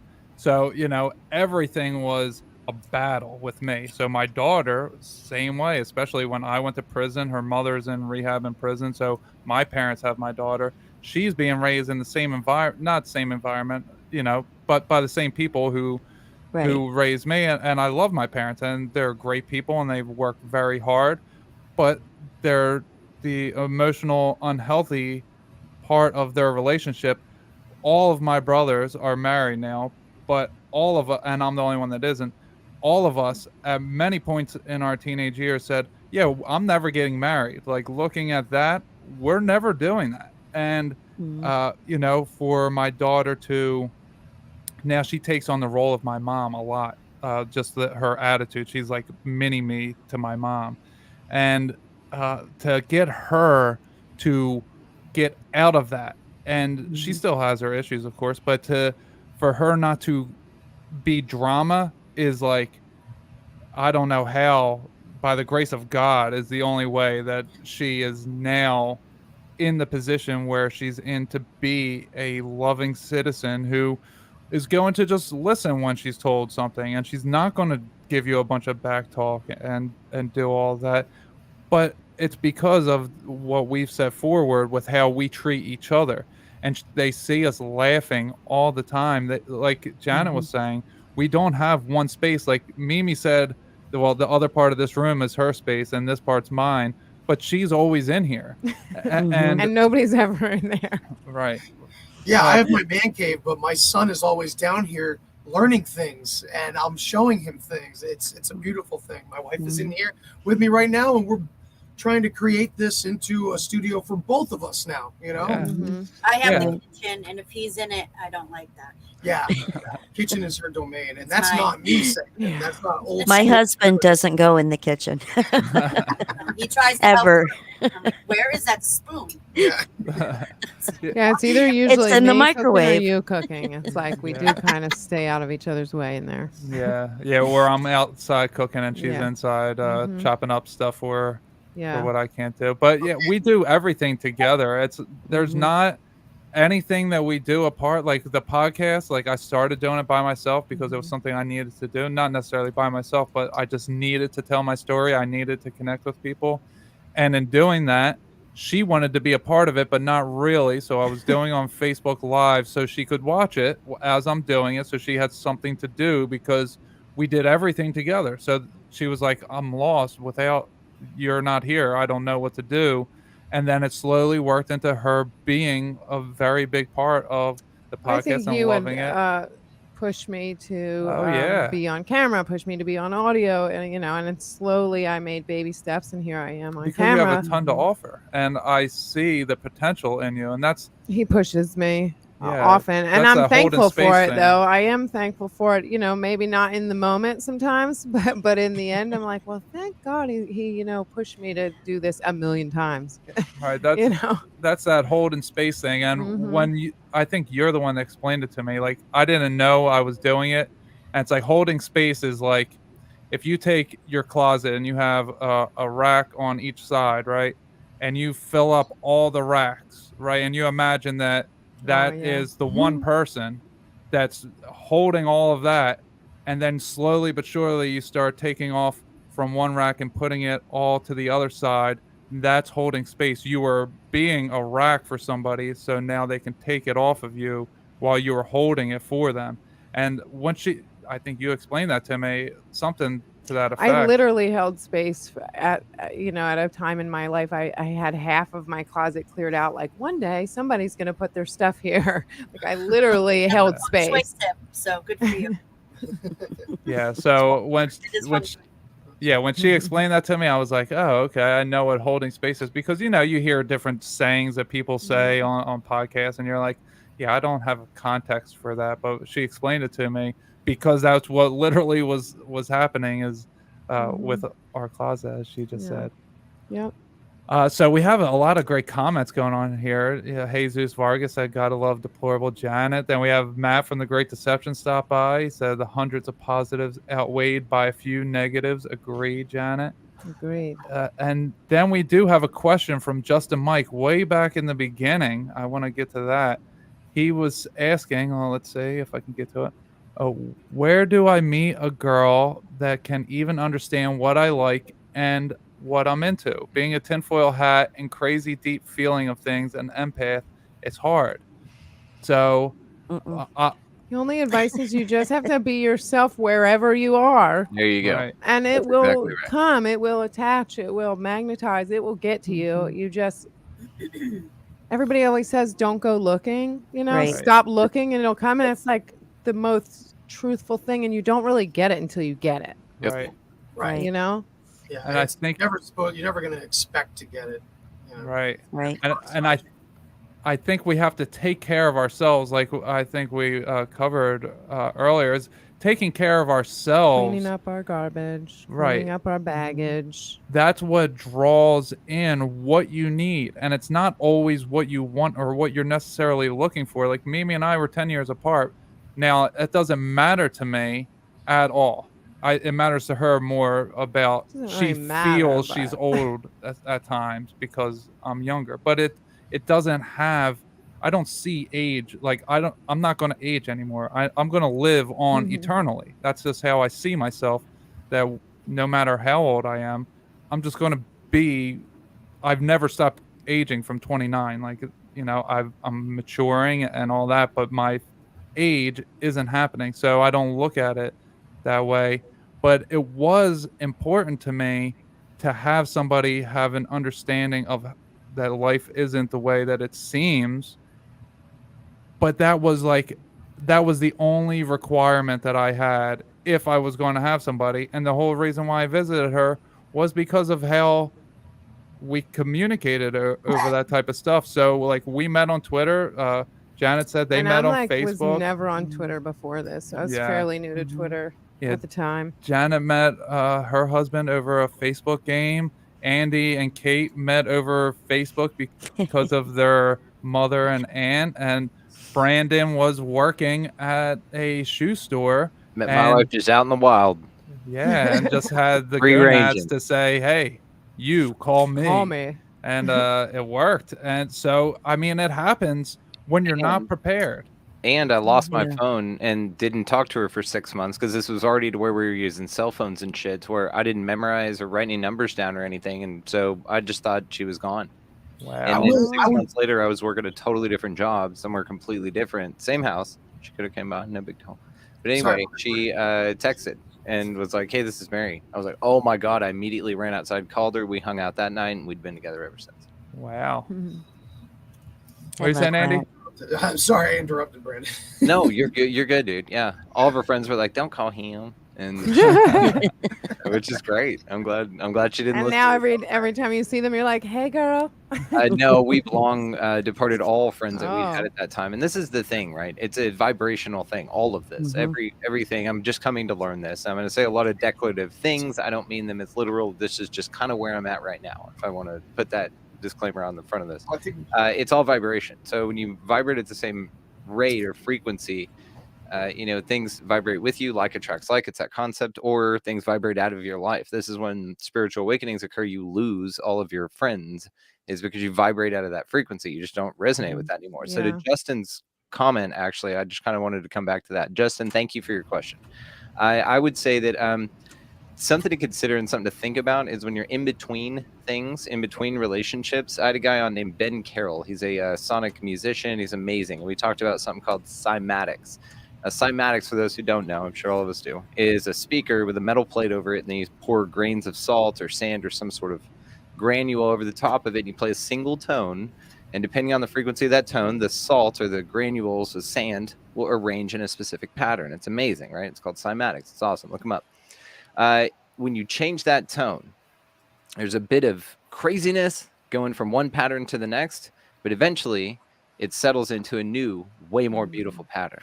So Justin, to what I would say to you is what you're going through right now is the dissonance between shifting vibrations. And obviously, if you're here in this chat and you're listening to this kind of content, you are raising the shit out of your frequency. And we're proud of you and we're grateful you're here. To that point, though, you are now, the universe is rearranging itself to vibrationally be a match to you. So actually what's coming is, hopefully, pun intended for you there, buddy, is the best chick that you've ever met in your life, or at least the best one that you've ever met so far, that matches you so vibrationally well when you get there. But picture this time period, this dead zone, if you will. I would definitely recommend not looking. I've got a whole Lego analogy, but I would say definitely quit looking. It's a Zen thing. What you stare at disappears, whatever. Just stop looking. Yep. First of all. Second of all, keep working on you, because you're vibrating. This is like your chance. You're like in free form building up the vibrational frequency of the next person that you're attracting. So you're in this dissonant state where all the sand's moving to your next grandest version of you. And there you will, my friend, find this just dope ass barrage. It's going to be a conspiracy smoke show, dude. And I am so pumped for you. Like, I'm Gotta so do happy. you, be you, and it will Dude, she's happen. gonna love you for you. She's gonna want you to be exactly who you are, and that's all. Like, and she's not gonna want to change a fucking thing about you. I mean, and that's like the best thing that you could ever. I thank my wife constantly, not for like picking up shit or doing whatever, for being proud of me being myself, is how I put it. I said, thank you for being proud. Because I don't give a shit if she lets me or not. I'm still going to do it. And the way that I've phrased Sounds our familiar. relationship is that she is super grounded, but very open-minded. Like, I can talk to her about any of this shit, but she's the string, I'm the kite. So I'm the one up there just going, fucking UFOs are time travelers. And she's the one on the ground holding me, just going, all right, don't fly off. I got you. Yes, they are, sweetheart. Okay. Fine. That sounds and right. It's like it's that, but it's this awesome thing. But it took, again, me vibrating differently, creating chaos, which is what this there has never been a better metaphor. That's why I thank Ben Carroll so much. I'll go look at his music. He's awesome anyway. He does the singing bowls and shit. Phenomenal musician on Spotify. TikTok is where I met him, by the way. And Off TikTok. I'm done. Human flesh. I'm out. that's where I'm at. I know I'm not on a human flesh TikTok. I've never seen that before in my life. That's horrible. That sounds like That's some her Reddit. hard line. I'm looking at permaculture in gardens, and they're like human flesh. They're like bury Jim people Dale. here so to make your soil good for growing. Exactly. Yeah, we'll hook you up. Yeah. Yeah, maybe that's what's going on in your mind, Kate. You're like trying to I'm pretty cultivate a cheap. garden, and then Andy's coming in with conspiracy theories, and then you're like, ah. Hey, I'll give you one though. If you are going to get into gardening, put the Mhm. seeds in your mouth before you germinate them. Oh, yeah. You know about this? Okay, cool. Yeah, I do all the things. Awesome. I do all the weird witchy garden stuff. It's even worse. Well, than that's a that. new one for me, so I'll put that in my pocket. You gotta grow Yeah, it right. the seed will go to like your DNA and like what your body needs, and you just Oh, wow. make sure you mark which one's yours. Like, this is my corner. They're all mine. Yeah, I can see Todd. He spits in all of them. He's like, "Fuck." Yeah, that's how All we're three, I we're will- watering the seeds from now Yeah, we're on. I'm just spitting gonna on 'em. spit. We're gonna Yeah. collect spit jars. Just give everyone my vegetables. I'm like, I lick them. Yeah. This is a really weird story. This is grown with my DNA. Yeah. Yeah, we just started our seeding today. I have a weird story about spit. This is like such a weird story. I don't know if you should tell it. I then. am. When I was a Pumping the brakes. teenager, Hang on. I was in like high school, and I had a friend come with me down the shore. We had a little shore house, and we were staying with my grandmom, who, you know, they sleep all night. So we snuck out and went to the boardwalk and stuff. And when we were walking home, we met this weirdo who wanted to pay us for spit, like in a cup. And so we spit this cup out, you know, and thinking about it now, I'm like, That's probably some witchcraft. put it on some like murder scene Oh, or like, jeez. what was he doing with our spit? But I swear that happened. It's so weird. Want to hear Probably another fun created story? a clone. I got another fun story. Okay. Walking I've home. never heard these stories. I know. Listen, She does not tell weird me fun things- stories. weird things have The happened to me. 3 suggestions were best case scenario, by the way. Okay. Yeah. Yeah. This one, you know, I'd probably get in trouble for now for letting it go. But when I was walking home from the deli, on the sidewalk was literally a briefcase of money. And I found it at the same time as another kid. And this kid convinced me that his dad was a police officer and he would bring this money to his dad. And I was like, okay, because I'm like, I don't know what to do with this. Again, another missed opportunity. All right. So that's Mimi's a fun briefcase stories. full of money, like full of money. Okay. So I was going to say, follow up to what Brandon was saying about just before we moved on here, the way that I look at how we approach finding our mate is to complete ourself, is to that we're all the cells of God, and we have to make our cell the best cell that God can use. So when we complete ourselves to a certain degree, we're obviously none of us are ever complete, but we complete ourselves to a certain degree, well, then God will give you a little more responsibility and he'll bring in someone else who now you're not completing, you know, I'm not completing her. We are completing a relationship together. And now it's, you know, I have the male and female inside me balanced. And so now externally, it's the male and the female are balanced. And then what comes from that is our children, and we're balancing them, and friends, and greater responsibilities come with that. You know, I'm on the school governance team and just whatever, you know, we're doing different things, but we're balancing everything so that we can have more responsibility, because I showed God I was capable of handling the most difficult task, which was myself. So once I got hold of that, he gave me more and more and more. And does anyone else have anything on this before I switch to the final question here? I I love how do. you ended. Oh, go ahead, Mimi. Oh, go ahead, hon. Oh, Janet, sorry. Yeah, I love how you ended that, because it's like I've had jobs like that, right? Where like you do a great job and you feel like this is going to get you to some sort of plateau, but no, instead you get handed like way more responsibility, right? So when it comes in the form of maybe a job or something external that you're not vibing with, you're not resonating with the right way. But in this case, it makes perfect sense because it's always that. It's like the Zen master repeatedly telling the student to bring the bucket of water and then immediately just kicking it over and telling him to get it again.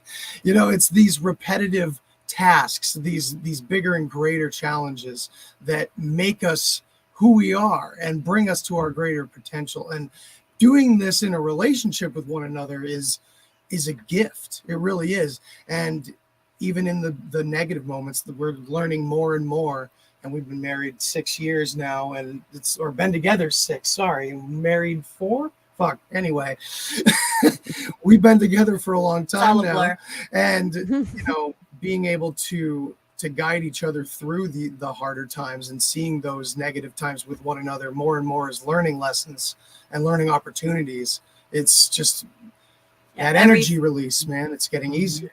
Every fight, things get better. Every argument, every little tiff, every this, every that, every little signature of what used to be, the behavior, the bad patterns, every little sign of it is just being brought more and more to the surface because we as individuals are doing that to ourselves, Yeah. The one time I saw that a fight, and Jen, I'll get you in here in a second, that I saw a fight was because there's an energy there, and every time you let go of that energy, then your fingers interlace and you come together, but you have to get rid of that energy that's stopping it, so then you can lock it in. So Janet, go ahead with what you wanted to say. I was going to say to Justin's question earlier, you will find your soulmate and your harmonious match when you have made harmony and peace within yourself and let go of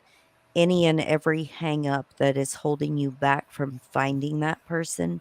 And by that, I mean, like Todd was talking about earlier, when, growing up, the way the household was, where there was always fighting and stuff. When I grew up, it was a very non-loving household. No love between my parents, flipping each other off behind their backs, no love for us. And so for the longest time, every relationship that I attracted was wrong for me because it was the same kind of thing, it's same kind of people. And when I finally got to the point where I'm like, it's not poor me, nobody loves me, but it's I'm awesome. I'm an amazing person, and everybody else has been missing out all this time because I'm fantastic. And when I switched from, the previous mindset to uh, having so much love and respect for myself, that's when the relationship just fell into my lap. I wasn't looking for it. I wasn't expecting it.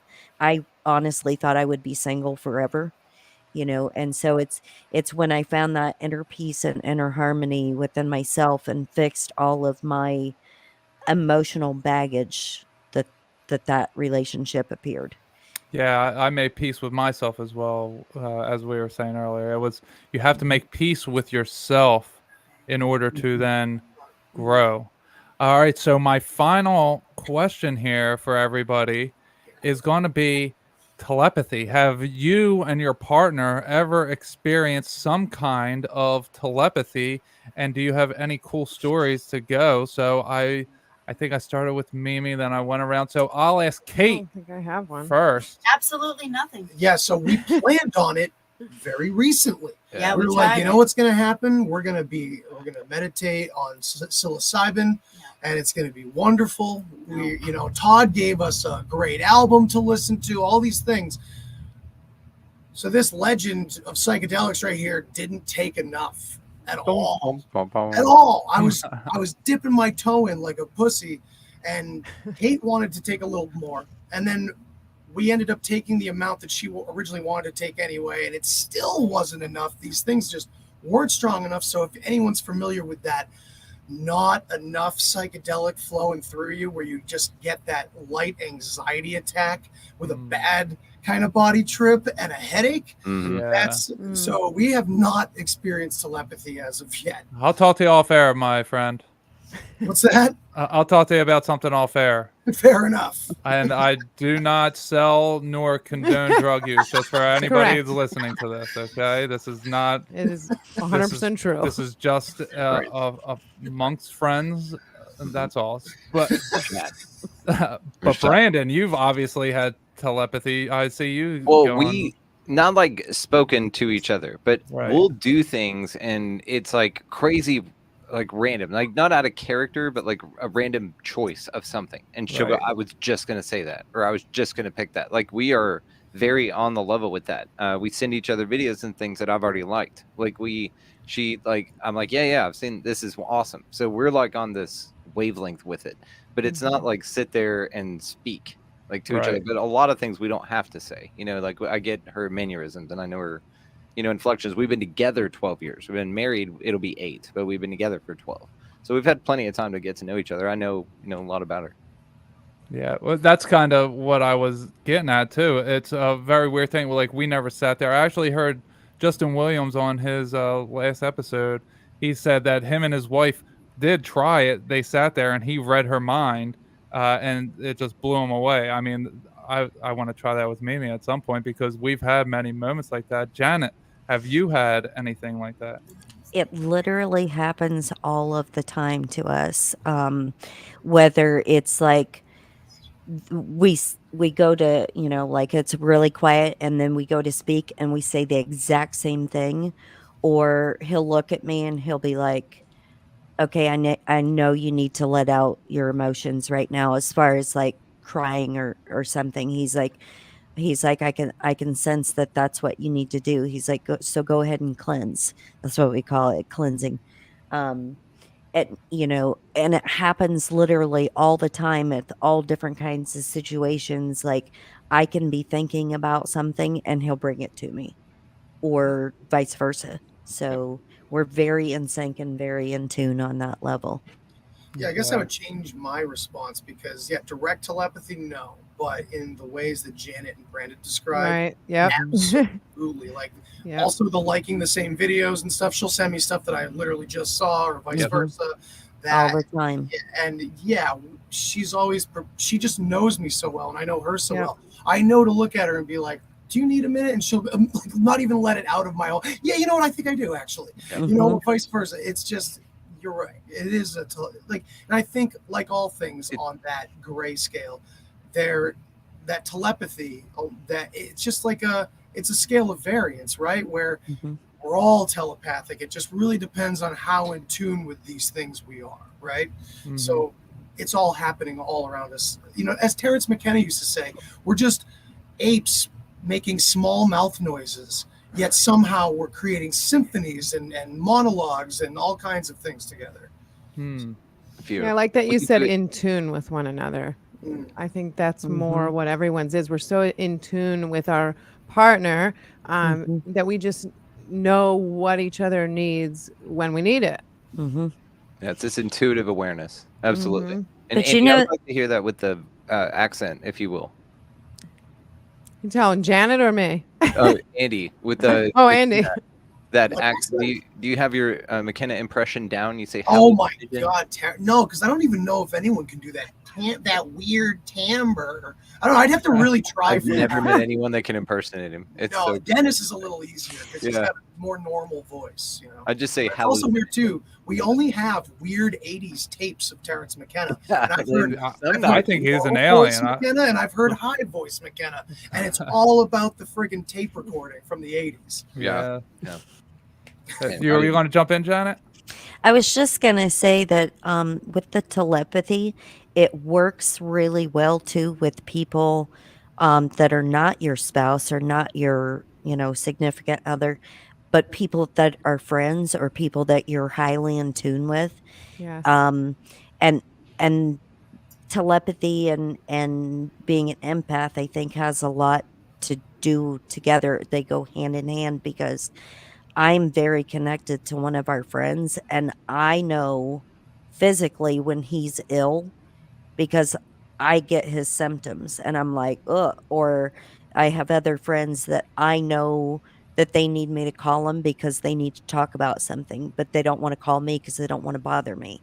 And Mm. so I have that kind of connection with a lot of people that's, it's not just my husband, but like my kids or friends or whatnot, where I can have that connection with them where we're on the same wavelength or they need something and I pick that up. So Yeah, I think I just heard you say that on some podcast. Maybe someone's heard of Expanding Reality. I think you were just on there, and and we're telling that story. So that's yeah. awesome. I want to tell a cool couple things that Mimi and I have not even thought, but we shared pains. Where Mhm. if one of us is feeling an injury in one part of our body, the other person does, and like the other day my back was hurting. I don't know why my back like hasn't hurt since I had that injury that when Jesus saved me. Since then my lower back hasn't hurt at all. My strength went up like 3 times, but my lower back was really aching. And then the next morning in my meditation I kind of did something to relieve, Gave it to me. I didn't try to, but that's what happened. I opened myself up and I called in some blood of Christ, and immediately, boom, my back was healed. And then she's telling me later on, she's like, "You gave me your pain," and I'm like, "Oh well, I don't have it anymore." So Thanks for carrying it for it me. literally went somewhere else. Me, I'm 'Cause like, I you can't get you out of put it out bed without it hurting. you put it out there in the universe, in your house, mind Yeah. you. So I picked up the yeah. trash. Yeah, that was incredible. And so this is going to be a little weird, but when I became very psychic all of a sudden, when I was still smoking weed, and I've since learned that they were energies that were in my body that were helping me pick up other people's frequencies that I wasn't supposed to be. So as I've gotten closer to Christ, those energies have left me, and I can't do the same things that I used to do. But one of the cool things that I was doing that helped me get closer to God was I would just connect with people when they thought my name. When they would think of me, it was like my vibrational frequency would Mhm. just pick up on it and I could hear what they were thinking. And I can still do this to a degree, but not as strongly. I mean, it was like my head was literally inside someone else's head at times, like a year and a half ago. Well, certain times when Mimi and I would have some kind of disagreement. I've never told her this, so God protect me that she doesn't hurt me now. But I would hear her thinking about me, and I would think back to her as if I was her higher self, and I would have her question herself, and then she. But I was doing it from a place where I wasn't hands on. I wasn't making her change her thoughts. I was asking her different things, and Mm. then we'd come home and she would see things my way. Interesting. And it was not like because I was wanted to be right, but it was I wanted her to see things from a different perspective.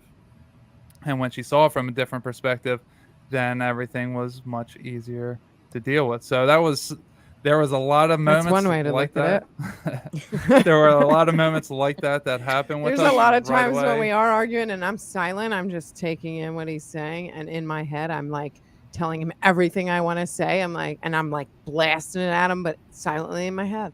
Yeah, and So you're maybe that's making what he's picking faces. up. I'm Oh, hoping yeah. that's So what it maybe is. maybe look for her facial expressions if that Oh no, she happens. tries hiding it. She Oh, I'm tries very her good. I'll best. look you right in the face and I'll just be She screaming thinks in my she's very head. good at it. Yes, she thinks she is. I'm yelling at you right I now. am. just If you don't hear know me, it. then I am. Yeah, but you I think forgot that to you're tell- pretending. I forgot to tell a story that should have been obvious to me right off the bat. Ooh. Every pregnancy symptom that Kate got, not everyone. I mean, I didn't, but, Contractions? yeah, not like that. But Darn. yeah, a number of them were very weird. Like when she was paralyzed by sleep, I was very similarly. Right? Was that one of them? I think I was too. But Everything. He was more nauseous than me. yeah, that was one of the big ones. His feet grew a size. Same with mine, which is a Wow. weird pregnancy symptom that happens to the unfortunate souls Really who had weird. to buy all new shoes. Yeah. If I had a Wow. headache, he had a headache. He like out pregnancy'd me, and I was like It was really weird. yelling at him. I'm like, "This is mine. Stealing Mine the is show. real." We Get out are of not pregnant. I am pregnant. Yeah, Like he couldn't wait on me hand and foot because he was too sick. and there's been a number of times since then, like, more recently, where she'll be having weird symptoms, and I'm like, oh man, do you think you might be? And I'll have those symptoms too. We're like, oh shit, like maybe we are. Yeah, if Andy gets the symptoms, we get a pregnancy test. But yeah, maybe the experience of Not if I get them. yeah, maybe He gets them. maybe the experience itself of having fitting in together, we are now connected more or something on that level. On a deeper level. He Yeah. stole my pregnancy thunder. Wow. Glowing. Oh man, that is some wild stuff, Andy. I can't imagine. I've never felt what it was like to be pregnant, so I guess maybe men can be pregnant. There's been some newspaper articles about Whoa, that. I'm finding myself on a weird political line I didn't expect. Brave new world. And one more thing, the last thing that was very weird with us was her son was here with his virtual reality goggles, and she put them on, and as soon as she did, I felt ill. And I'm in here, and she was out in the living room. I had no idea what was going on, but she put it on, and then my brain just felt like don't look at the screen. And I don't even know how I figured it out. I think I heard them laughing at her because Trying to acclimate myself Yeah, to these things. and then I heard them say something about the virtual reality glasses. So I went out there, and it was like it had to be at the same moment that she put them on as when I felt physically ill. Like my brain was like, "Don't do that." And then she did it a second time, and I was like, "Please, please, you can't. It is really making me sick." It was like I started seeing things in a different way, and it was terrible. But the connection when you have with somebody, it's like all your senses are heightened, and you feel so much more with that person. Absolutely. All right, so as we wind down here, I want to ask each of you. So I'll have either a question that you guys can, or a multiple choice that you guys can handle. So whether you want to go in, how can our listeners help heal their relationship that they're in, or how can they? Let's just go with that, because I think we covered the other part of how to get in a relationship. So if someone's going through something, what is one technique or method that you would offer our audience that how they can heal the relationship? And of course, let them know where they can find you. Brandon, I think we'll start with you. Heal yourself. Expandingrealitypodcast.com. You took the words from me. I know. Heal yourself. The Deep Share Podcast at gmail.com. Heal yourself. Deplorable Nation. And that's it. That's a wrap. You. Everything out there is a mirror to you. Fix your shit. It'll stop popping up in your reality. It really is a fix it's your so- shit. It really is that. And the thing It's is, so simple. Todd, you mentioned techniques.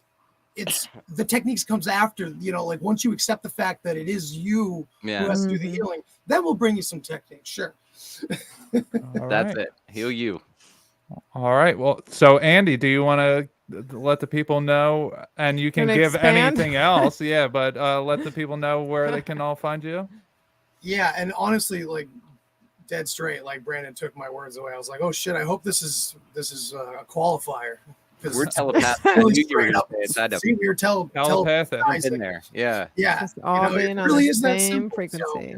So, but yeah, you can find me at the Deep Share Podcast. I am not back up and running yet since the deluge, but I will be back soon, and the Witness is coming soon.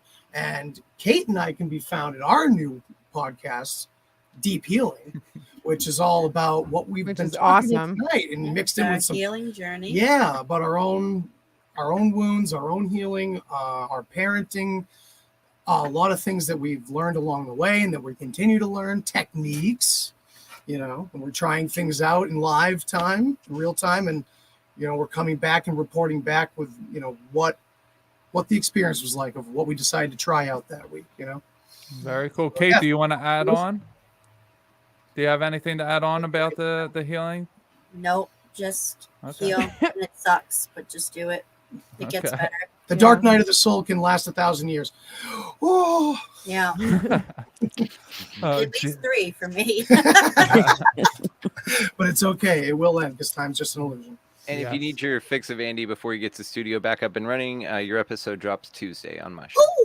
That was There you a go. nice episode. Ow! And it's you the whole time because Zoom fucked me again. So I love it. It's you. And it's- Wait, what happened? One-sided. I went through this thing where like an update happened and I had like 4 videos where the thing didn't switch to speaker because I'm a big fan of that. If we're doing an interview, I want you to see the person, focus on the person talking, not what the other person's background looks like. You know what I mean? So anyway, it's Right. a thing.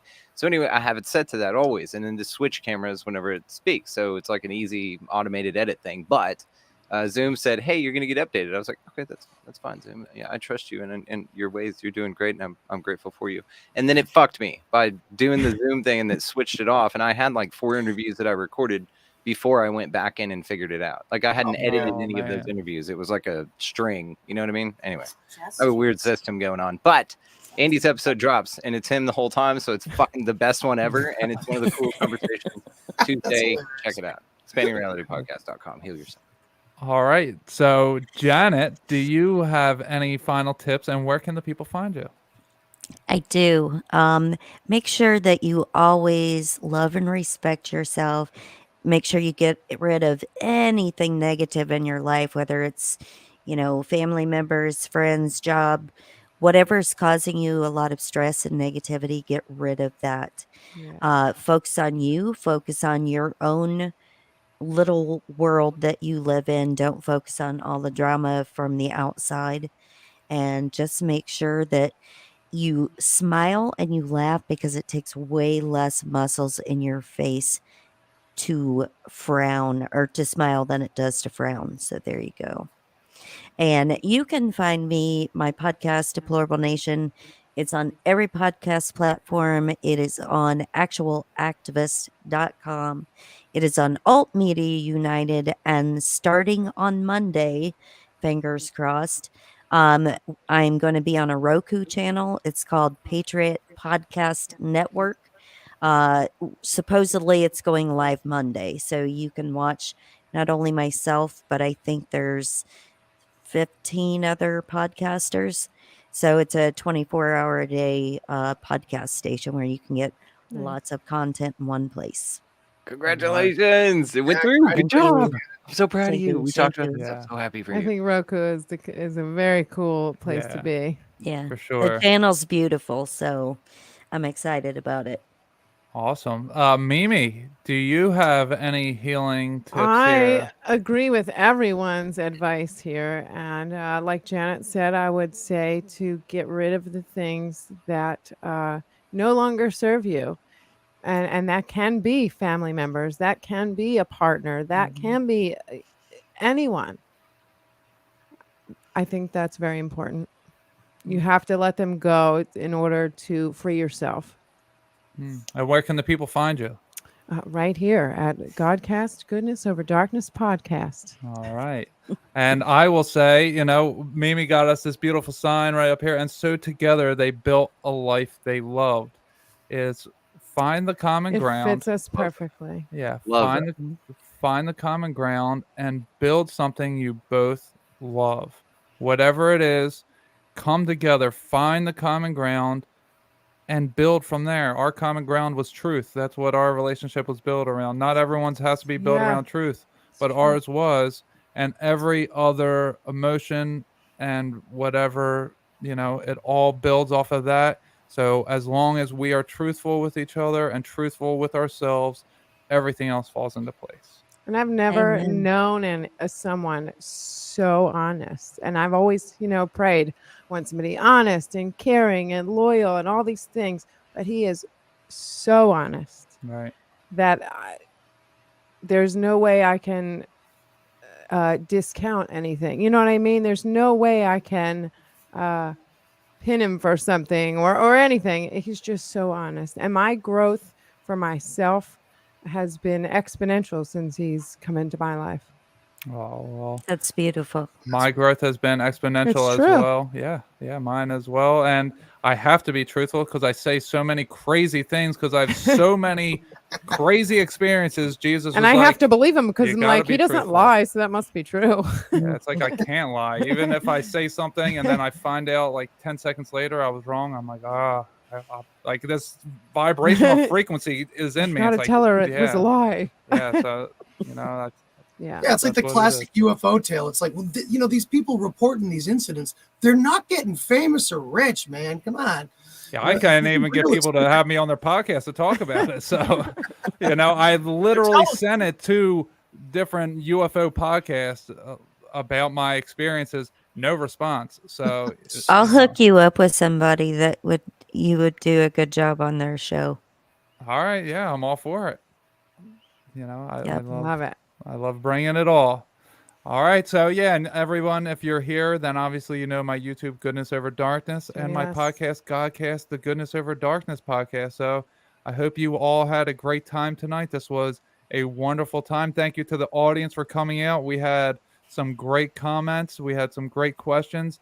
Thank you all for being here. We love you all very much, and we will all talk to you later. Bye, everybody. Have a good Bye, one. everybody.